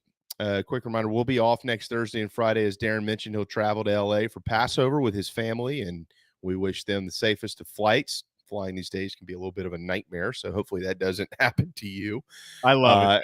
I love traveling, and it's passed on to my daughter, so we're good. I really enjoy it. Yeah, I don't mind traveling. I just planes, man. Planes freak me out. They just freak me out. On the leaderboard right now, and I tell you what, Darren, whenever Scott, he'll pop in. Scott. Okay. Yeah. He hasn't yet, but now that you've kind of led him into it, he's probably watching. Yeah, I was gonna say, if you want to just roll through it, we'll just pass on our final time out of the week and wait on Eric Church to take us home at about 1:59. So, Scotty, if you're watching or listening, just pop in as you may, and we'll get you right into our Masters coverage. It is round 2 in Augusta, and it is gorgeous over there right now. Cam Smith is the lone leader, and he'll tee off in 15 minutes. He's at 4 under, so he is leading the tournament by himself. Yes. And he hasn't even hit a golf ball today. All others who have are looking up at him. However, the low round now belongs to Charles Schwartzel, who is at 3 under par with a host of others. He is 3 under through 16. He just birdied the 16th with a 2 on that par 3. So Schwartzel's having a nice go of it today, Darren, and he's up there trying to maybe grab a share of the lead as he heads into the clubhouse. Right now, though, it's a share of second with Corey Connors, who's 1 back, Sungjae Im, who's now 2 over, and Danny Willett, Joaquin Neiman, Scotty Scheffler. They are all at 3 under par today, sitting there in second place right behind Cam Smith. But you've mentioned from the get-go that Cam Smith had a real shot to win this thing, and right now it looks good. Well, he and Im were both right at the top of the leaderboard for the last Masters as well. I think they were second and third, or maybe even T2. So their games fit this. Im's day today is a lot like it was yesterday. So I'm curious to see how he finishes out. Yesterday was a roller coaster ride. He was 4 under almost right out of the gates. Then he slid back to 2, rolled in an eagle there later, and his day has followed that pattern again.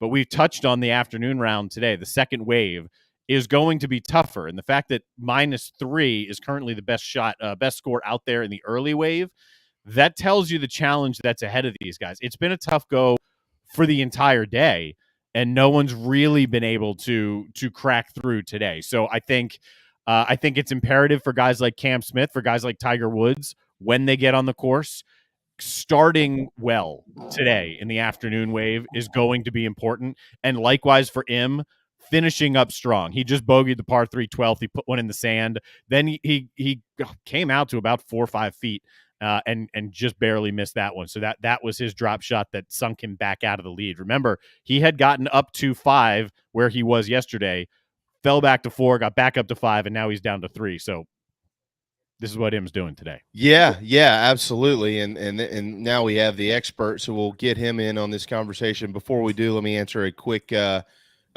Nathan has sent us a message through our app. He said his buddy just got traded to the Tigers from the Rays, which is the better organization. I think it's Tampa right now by a good ways on that one. And the Yankees and the Red Sox, they just got underway in New York to open the season. And Garrett Cole just gave up a home run to Raphael Devers that the only reason it landed in the upper deck of New York is because it hit the moon and fell back out of the sky. That ball was scorched.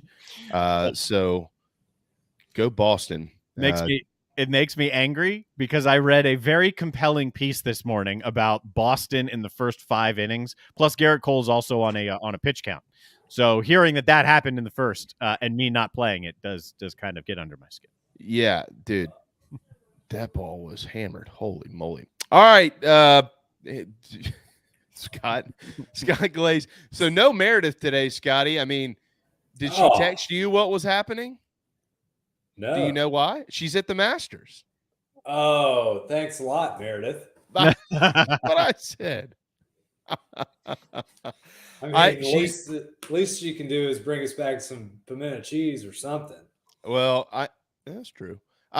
She very humbly kind of asked Darren and I this morning, "Hey, I got a chance to go to the Masters. Is it cool if I skip today?" What am I supposed to say to that? No. We really need you for this non-paying gig of yours. So yeah, unfortunately, she can't call in. That'd be cool, but yeah, she can't. A little strict on those things down on Washington Road. Yeah, I mean, she can call in. It would just be she's going to need to take a bunch of quarters for the payphones at the end. Yeah, true. That's it. All right. So there is really a lot to get to here, Scotty. Right now, Cam Smith, as we just mentioned, is in the lead. He'll tee off in 10 minutes, but the low round belongs to Charles Schwartzel. So far, he's through 17, and he is at 3 under. So that's the low score of the day. What is that telling you about the golf course? Gonna play tough today. Gonna have some gusts in the afternoon. It's a little cooler today. Today is where we play golf. We don't play golf swing. This is not, step up on the driving range and whack balls and rake them over. Whacker guy. Right. So we're playing golf today. In order to play well, you're gonna have to create some golf shots. You're gonna have to flight some shots into the wind, flight some down, flight some up, left to right, right to left. You're going to have to really scramble, and we're going to see, I think, scores be a lot higher. We saw Sung J M, our 18-hole leader. He's 2 over right now. Charles Schwartzel, great play from him so far. He's missed 6 cuts coming into the Masters. Wow. And playing very well. Even par yesterday. He flirted with a lower number yesterday, kind of fell off a little bit. So we'll see what happens. It's going to be tough for these afternoon guys. I think the guys who embrace the poorer conditions are the guys that are going to do well today. We talked a lot about Justin Thomas yesterday and the way that he is able to flight his golf ball. He's one guy that really plays golf. He doesn't play golf swing. And I know he did not have the day that he was looking for yesterday, but he'd be somebody that I could see today to really grind it out and put together a good score. I don't expect him or really anybody this afternoon to go out and shoot 65 or something like that. But you go shoot around the 60s. I think you're really going to make a move on this leaderboard. You're going to have to get up and down. You're going to have to make some testy putts. And today is going to be a tough day. There usually is always one round out of the 4 that you're going to have that's going to test you, whether that is the elements that are testing you or whether you don't have your golf swing. Like, for instance, Tiger yesterday, he didn't have it. He said he didn't have it. He warmed up, didn't have it. Awful warm up, went out on the golf course and just had to get it done. You usually have one of those days. And if you can get through that type of day, then you're going to be usually in good shape. So we don't see too many high scores at the Masters, but based on the difficulty of yesterday, the scoring average was almost 74 for the field yesterday. And then based on the difficulty today, we might see a lower eventual 72-hole total as a result. All right, going to get into a lot of Tiger in just a minute. Cut lines at 3 over. What do you think it'll be by the end of the afternoon? Let me pull up the leaderboard here. Usually the old rule and back in amateur and college golf, not the guys that are as good as these guys, is usually you would double it and add 2. So yesterday, I think if the cut was like at 1 over or 2 over, the rule would be you double it and add 2. You don't necessarily can't do that on the PGA Tour. I do think it will be higher than +3 because we do have the afternoon wave that needs to go out, and based on the conditions, I could see it going to +4. I doubt it's going to be +5. And also, there is no 10-shot rule at the Masters anymore. That's important to remember. It used to be that all players within 10 strokes of the lead would make the cut. They do not have that anymore. It's top 50 in ties. Notably, outside of that cut line right now, you have Xander Schauffele, who is +2 through 9. He's 4 over. We have Bryson DeChambeau, who is going to tee off in about 5 minutes. He shot 76 yesterday. Justin Thomas, 4 over, also right behind DeChambeau there. So got a couple. Those are 3 really big names that need to play well. For Schauffele, needs to play well on the back 9, and for Thomas and DeChambeau need to have good rounds today if they want to stick around for the weekend. We got a WD next to the name of Louis Oosthuizen. He is in the group that Tiger Woods is in, so that will only be Joaquin Niemann and Tiger Woods moving forward. So what is that like, Scotty? You get a member of your group that drops out, and it's just the 2 of you now on a Friday. I think it's going to be good for the 2 of them because they're both playing really well. We saw Joaquin Niemann yesterday shoot 69 and highlighted by that hole-out eagle on number 9. And we saw Tiger really was such a gutty round to shoot 71. If they both continue to play well, they'll feed off of each other. Shame that Louis had to pull out. I saw yesterday in watching the coverage when he laid up on the second hole with an iron. And when he did so, he kind of went to grab his back. So I don't know if he hurt himself maybe on the first hole or on that swing, but it did look like he hurt himself. Honestly, I was paying a lot more attention to Tiger than I was Louis Oosthuizen watching coverage yesterday. So I couldn't really tell what he might have done. But Tiger, it's amazing. This is amazing. Louis Oosthuizen has been, as far as we know, fairly healthy. Tiger couldn't make his way through an airport security check right now with all the metal that's in his body, and here he is ready to suit it up for the second round today. He's playing. I know that's better than Oosthuizen. A tough look for Oosthuizen there. You got to be hurting really bad. I mean, this guy had one too many beers. So what is the effect of that on the group? I mean, I'm talking about things that the average Joe like me, Scotty, aren't going to think of. Maybe one less read that you get to pay attention to when the ball is up on the green, or pace of playing with 2 as opposed to 3, things like that. Yeah, exactly. That's my big thing, the pace of play, because they're going to be sitting around waiting all day. The pace of play is going to be the biggest thing because everyone else is in threesomes, and we also have it's a family show, Scotty. Right. So and I'm making sure here that so we also have, and this happened yesterday, and a lot of people didn't notice it because he didn't play well. Bryson was in the group directly in front of Tiger. Mm-hmm. And if you watch the featured coverage, the featured coverage early before it came on ESPN, and the featured group, one of the featured groups was Tiger's group. And you noticed a lot that those guys seem to be waiting a lot. We watched them waiting in the fairway for the green to clear, or waiting on the tee for the fairway to clear. So they were already stuck behind a notably slow player in Bryson DeChambeau. Well, with one less player, that twosome is going to play faster than they would as a threesome. So there will be a lot more waiting. For somebody like Tiger, that should not have any effect on Tiger at all. As I talked about yesterday, it doesn't matter what side of the draw he's on. It doesn't matter if the pace is fast, pace is slow. Tiger is going to make adjustments. He's not going to let things like that beat him. So I don't expect that to be an issue for Tiger.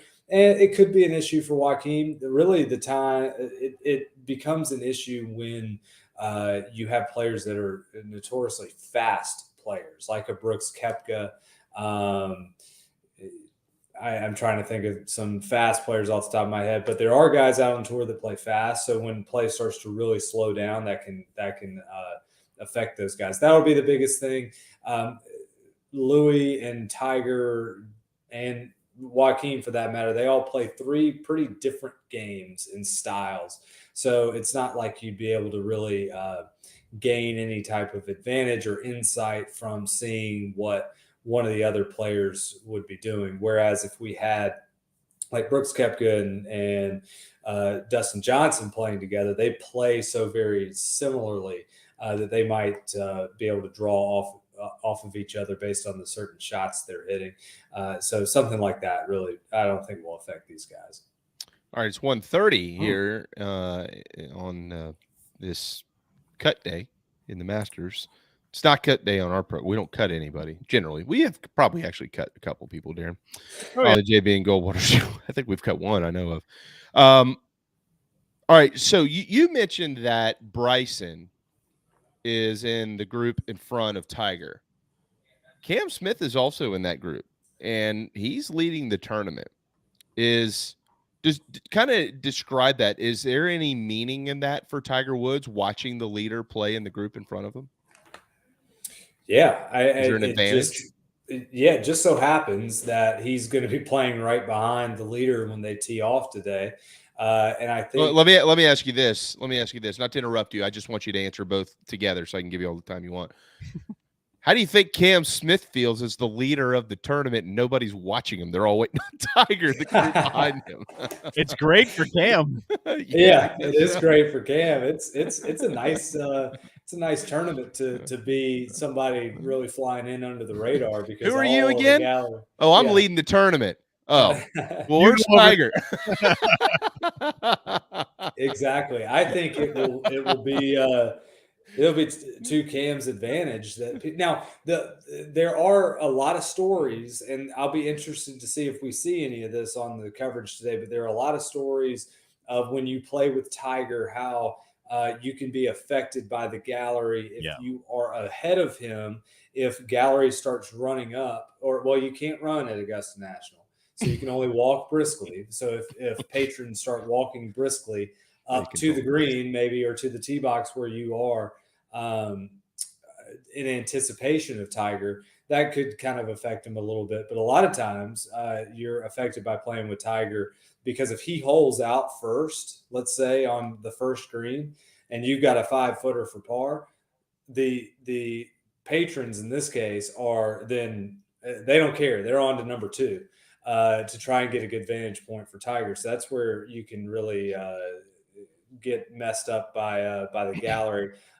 So Cam Smith will not have as many physical eyeballs in person on him as will be on the group behind him.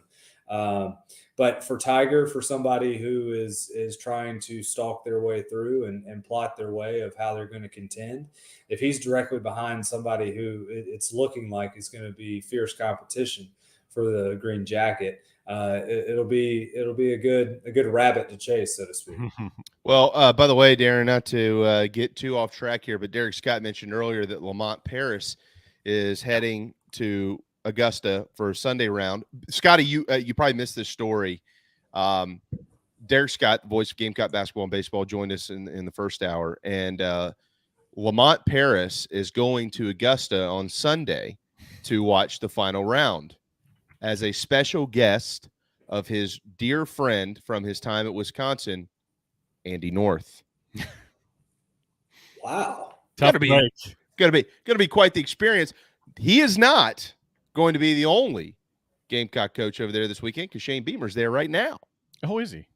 Always recruiting, probably trying to sign DeChambeau to be a tight end or something like that. So, I would have never connected Lamont Paris and to Andy North. I know it seems kind of strange, but apparently, so when Lamont was an assistant up there at Wisconsin, Andy North went to Wisconsin. He's a big Badger and a huge Badger Hoops fan. So they got to know each other really well, and they're tight. And he asked him to come on over on Sunday. And I guess Derek's pass fell through, Darren, for today maybe. And he told Lamont Paris basically, you're probably going to end up in a fight in this building if you get offered a Sunday ticket and you don't go to a guest. Somebody's going to beat the crap out of you. So you need to, go. All right.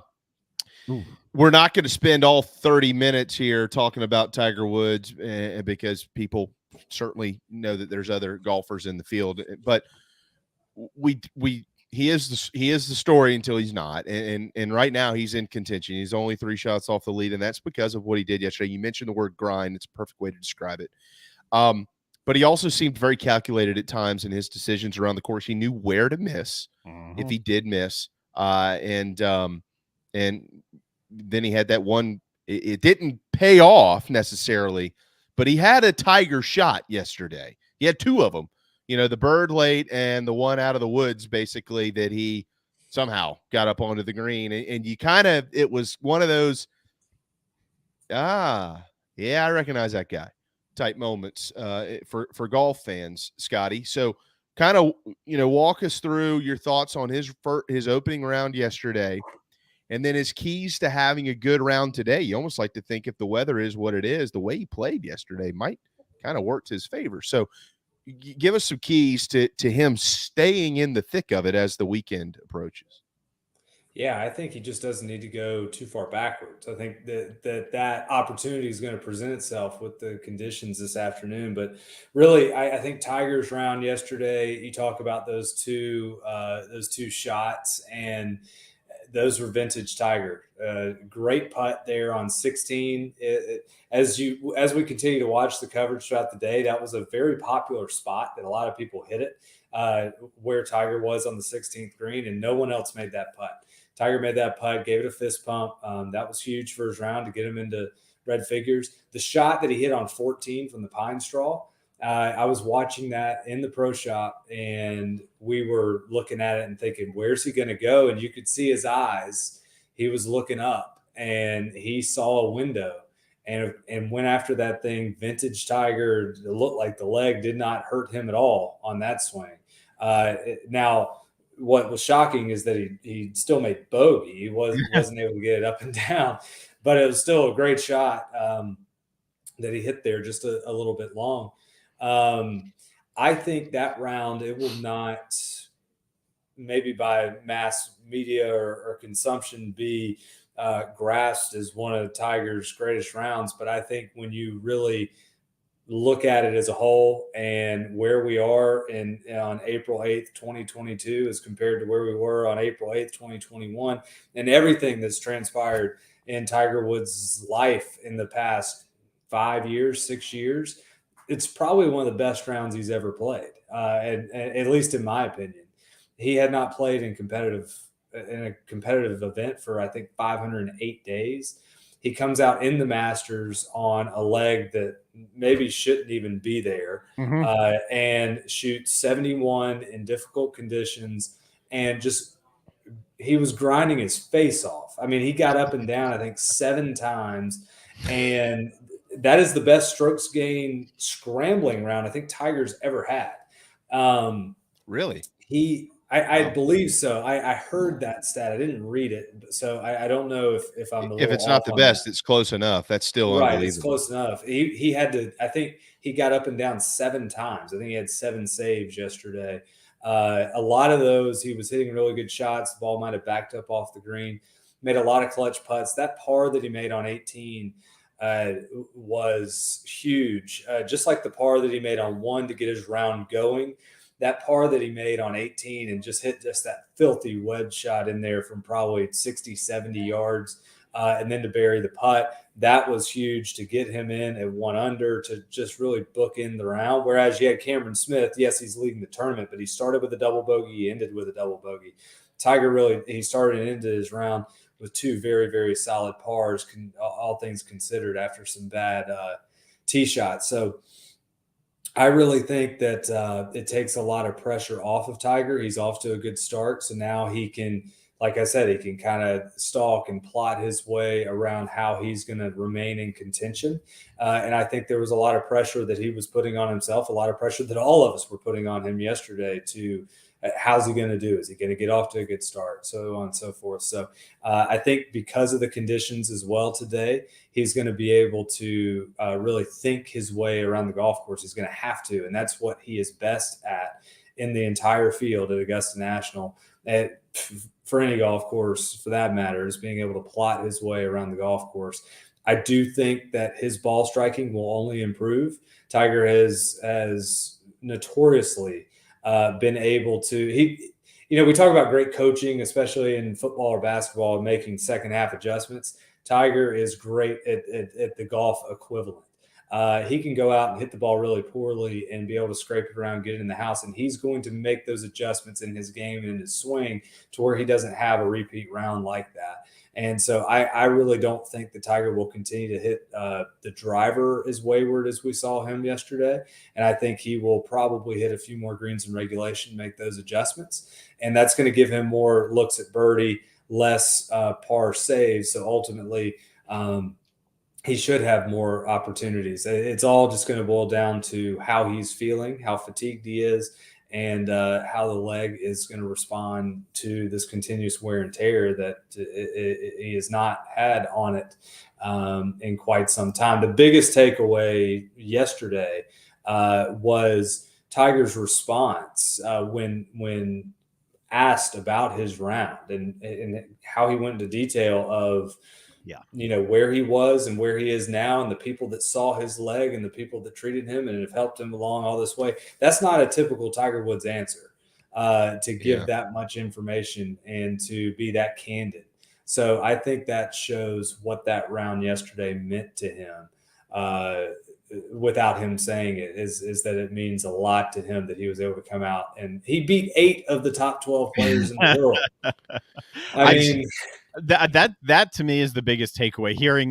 Hearing Tiger's reaction to his play, and more than just here's how I played on the course, but guys, are we aware of how I got here? Because for me, it was hard, and it still is. So it's hard for me to separate Tiger Woods, the golfer, how'd he play yesterday, and then the much bigger story of, is the story really how he played yesterday, or how he played yesterday in lieu of almost dying and almost losing his leg 15 months ago. So this story to me it's hard for me to really wrap my head around how I'm looking at it or supposed to look at it.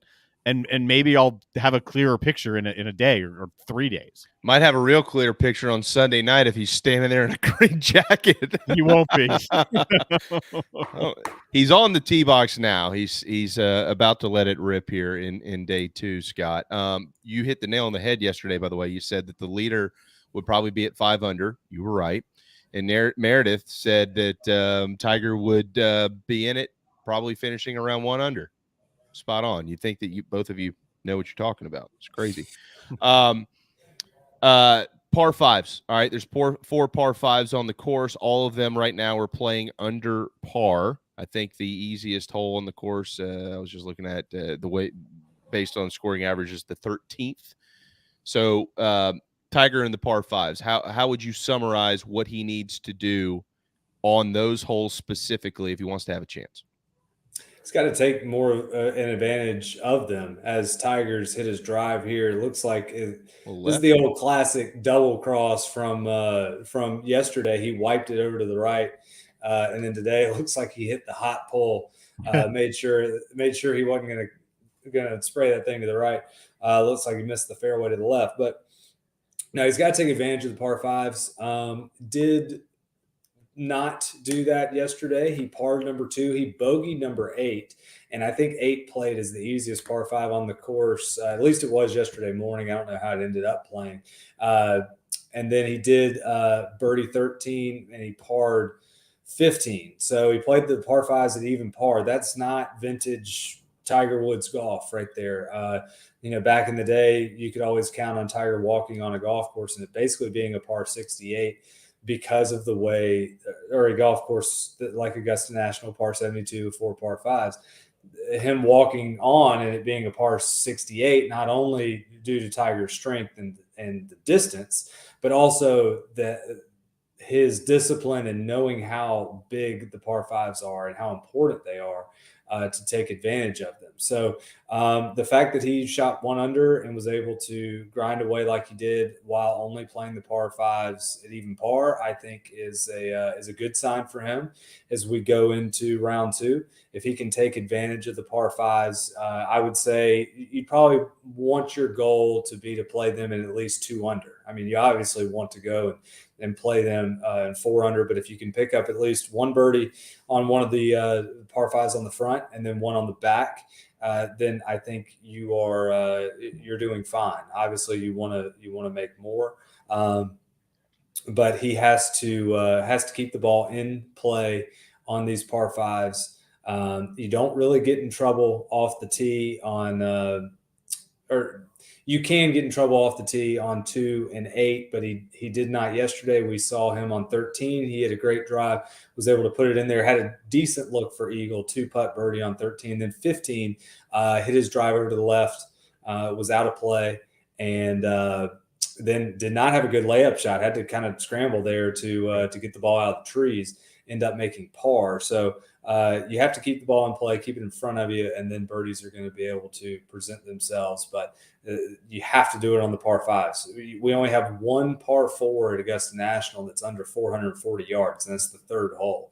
So these guys do hit it a long way, and when they get a hold of one, even on a long par 4, they're going to be able to have a shorter club in. But you are not going to be able to take advantage of holes like the 5 bars at Augusta National. What time is it? 1:45 here on this Friday afternoon, finally Friday afternoon. If you're going to tee it up this weekend like Tiger or anybody that's on the course there, and they won't let you on the course at Augusta National, the next best place to go play is Stone Oak Ferry, stoneoakferrygolf.com, where you can book your tee times now, stoneoakferrygolf.com. All right, on the leaderboard, Danny Willett and Sung Gai Im are currently leading. Cam Smith has promptly bogeyed number 1, so he's already dropped a shot to tie for better than yesterday. He doubled it. Yeah, that's true. Yeah, that 1 is killing him, isn't it, Darren? He's what is he 3 over on 1? Yes, and 1 in 18, he's 5 over. Yeah, he'd be at 6 under in this tournament if he could just get rid of the old first hole there. But Danny Willett and Im are leading the sucker at 4 under par. So let's talk about some of the leaders, and one of them we didn't get much into yesterday, Scotty. It's a guy named DJ, Dustin Johnson, Columbia, South Carolina, who played at Coastal and knows his way around this tournament quite well. Wasn't too long ago that he threw up a 20 under par to win the Masters in the fall of 2020, as a matter of fact. Missed the cut last year, but this year doesn't look like that's going to happen. He's through 12 today. He is 1 over today, but he's only 2 shots back of the lead. Yeah, I think it's gonna be beneficial for DJ to have gone in this late early wave and to play well, because I think he can have a score and post it in the clubhouse, and we can see what happens this afternoon as the winds start to blow and the score and people start to fall back down. You know, I was driving. I was coming to work really early this morning, and on PGA Tour Radio, they had the replay going of yesterday's radio coverage. So I was listening to that as the sun was coming up, and they were talking about DJ, and it kind of dawned on me of how, let's see how I should say this, but how impactful of a career Dustin Johnson has really had. We have not talked about, and I think we have just kind of taken it for granted, maybe because we all like him because he's a local guy, South Carolina guy. We're always pulling for him. He has spent a long time at the top of the official world golf rankings. Finally got his first major championship when he won the U.S. Open at Oakmont, which was long overdue. Finally got a green jacket after many, many great finishes at Augusta National in 2020. And I know that DJ, we all find things that are going to motivate us. And even though Dustin won the Masters in 2020, I'm sure there's somewhere in somewhere in his head where he's like, I want to win it in the spring. I don't want an asterisk beside my Masters, it being the only November Masters.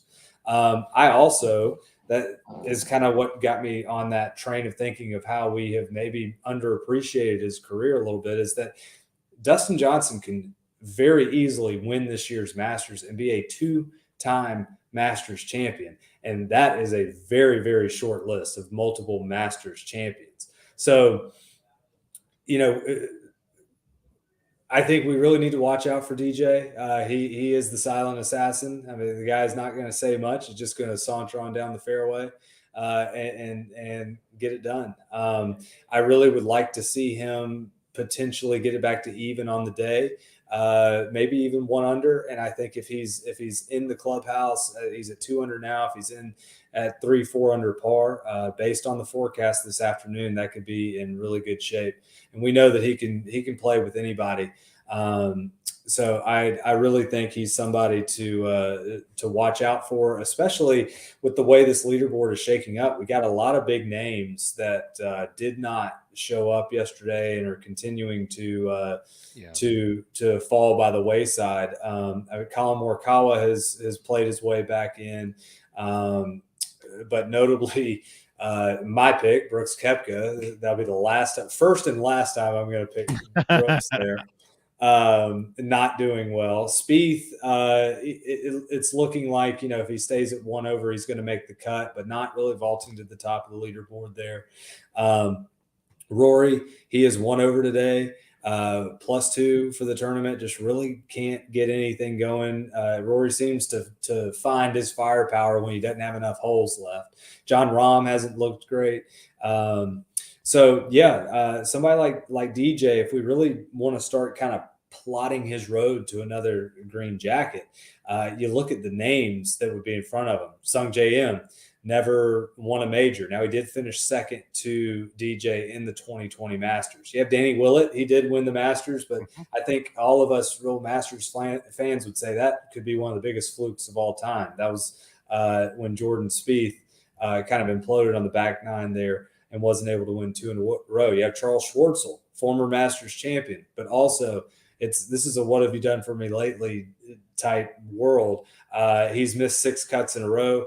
Charles Schwartzel has not really been a big name in golf in a good handful of years now. How will he fare once the weekend pressure is on? You have Cam Smith, great player, could be arguably the player of the year to date on the PGA Tour. But again, not a major champion, has not gone down this road and secured a major championship yet. So how does that weekend pressure get to him? You have the same as we go on down the board. Joaquin Niemann, Scotty Scheffler, Harold Varner, great players, but guys that haven't gotten it done. And even you can look at somebody like Patrick Cantlay, hasn't gotten it done in a major. So as we stand on the leaderboard right now, Dustin has got to feel like he's in a really, really good spot because he's been there. He's done that. He's got more credentials than anybody else on the board in front of him.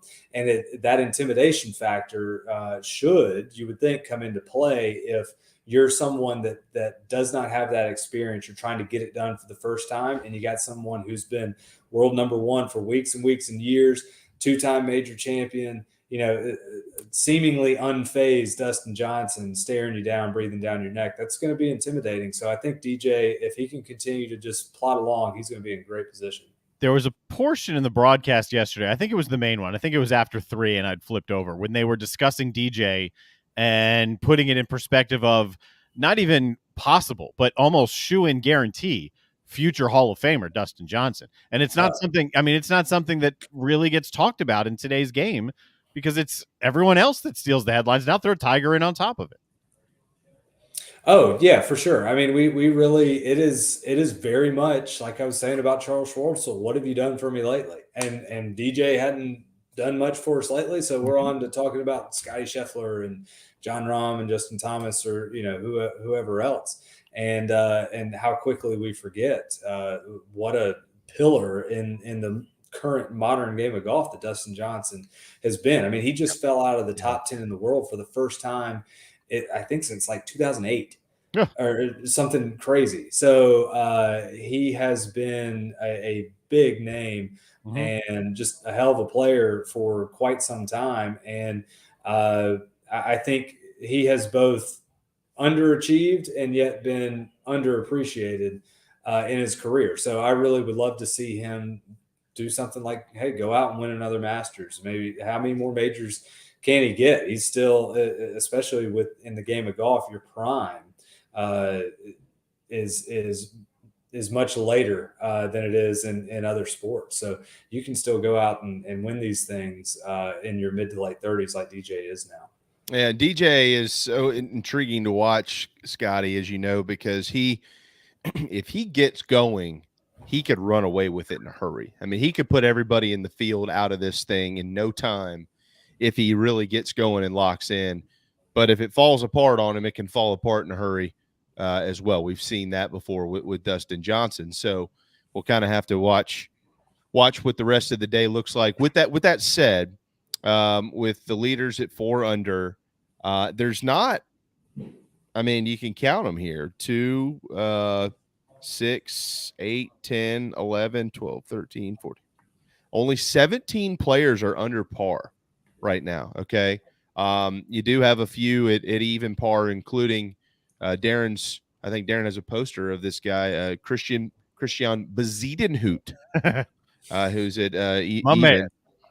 We got that name right last year, didn't we, Scotty? Yeah. But final quick thoughts here, because we got to run in a few minutes. At the end of the day, does the winner come out of this group that we're looking at right now that's basically even or better?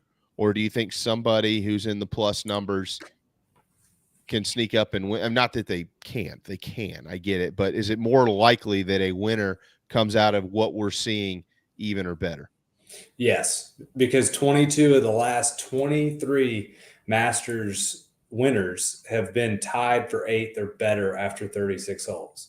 So, all the people that we're listing off right now, I mean, tied for 8th right now would be 2 under or better. Now that is going to change as the day goes on. I think some people will fall back. We'll have some to creep in, but really, I think, if you're at even par, like Tiger, I wouldn't see bogey number 1.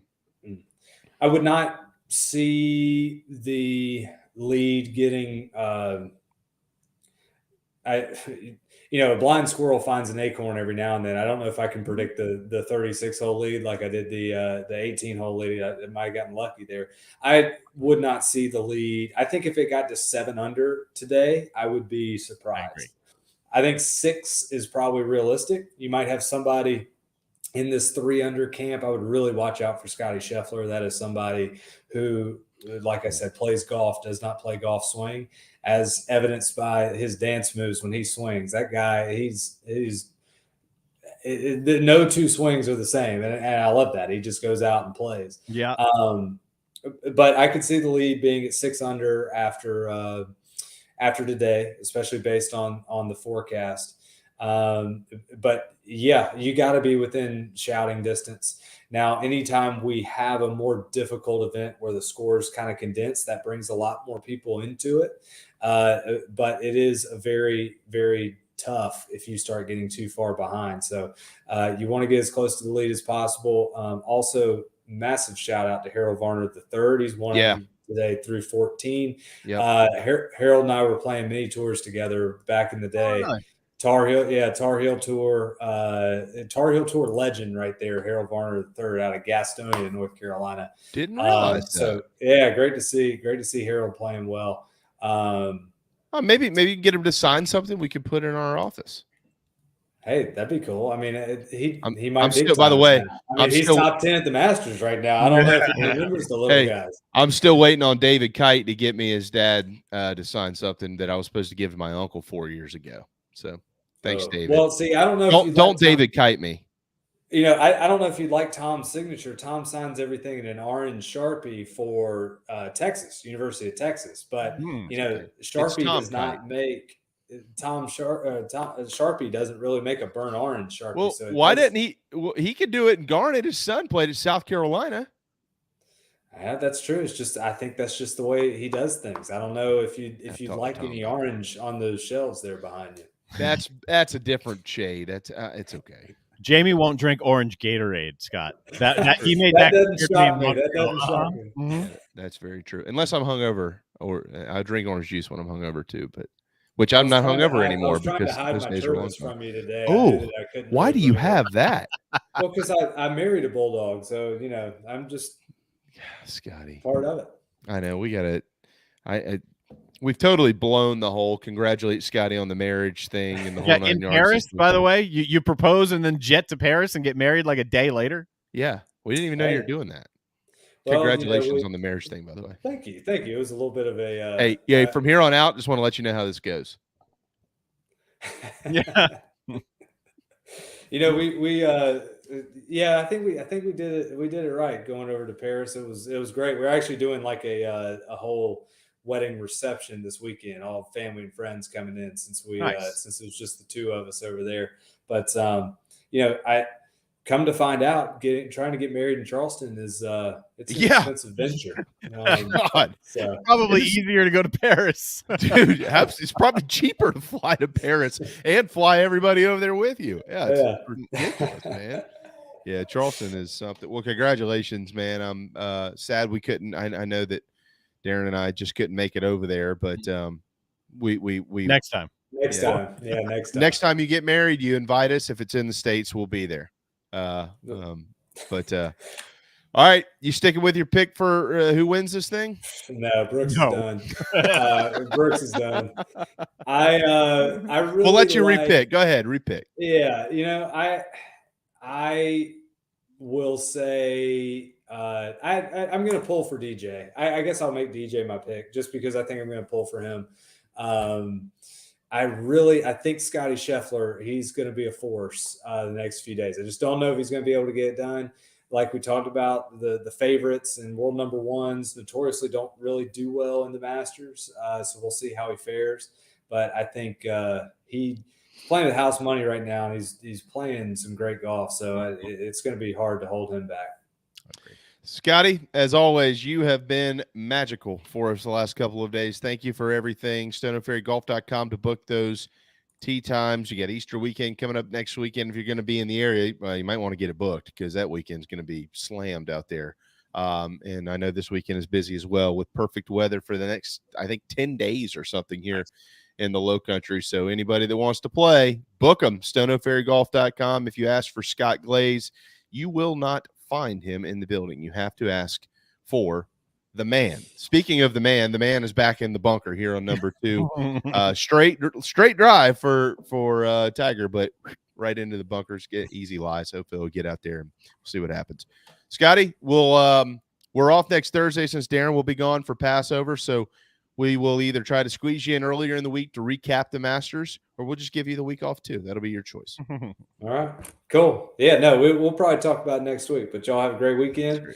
You too. With Masters, and we'll see you. Thank you, bud. There you go. Scott Glaze, StoneandFerryGolf.com, and the beautiful and only Hollywood, South Carolina. And go get you some Boogie's barbecue. But don't tell David Shelton because he said his barbecue was cold when he got it there. Or Raphael Esparza, who's like trying to find barbecue in Vegas and can't. Yeah, that's true. Yeah.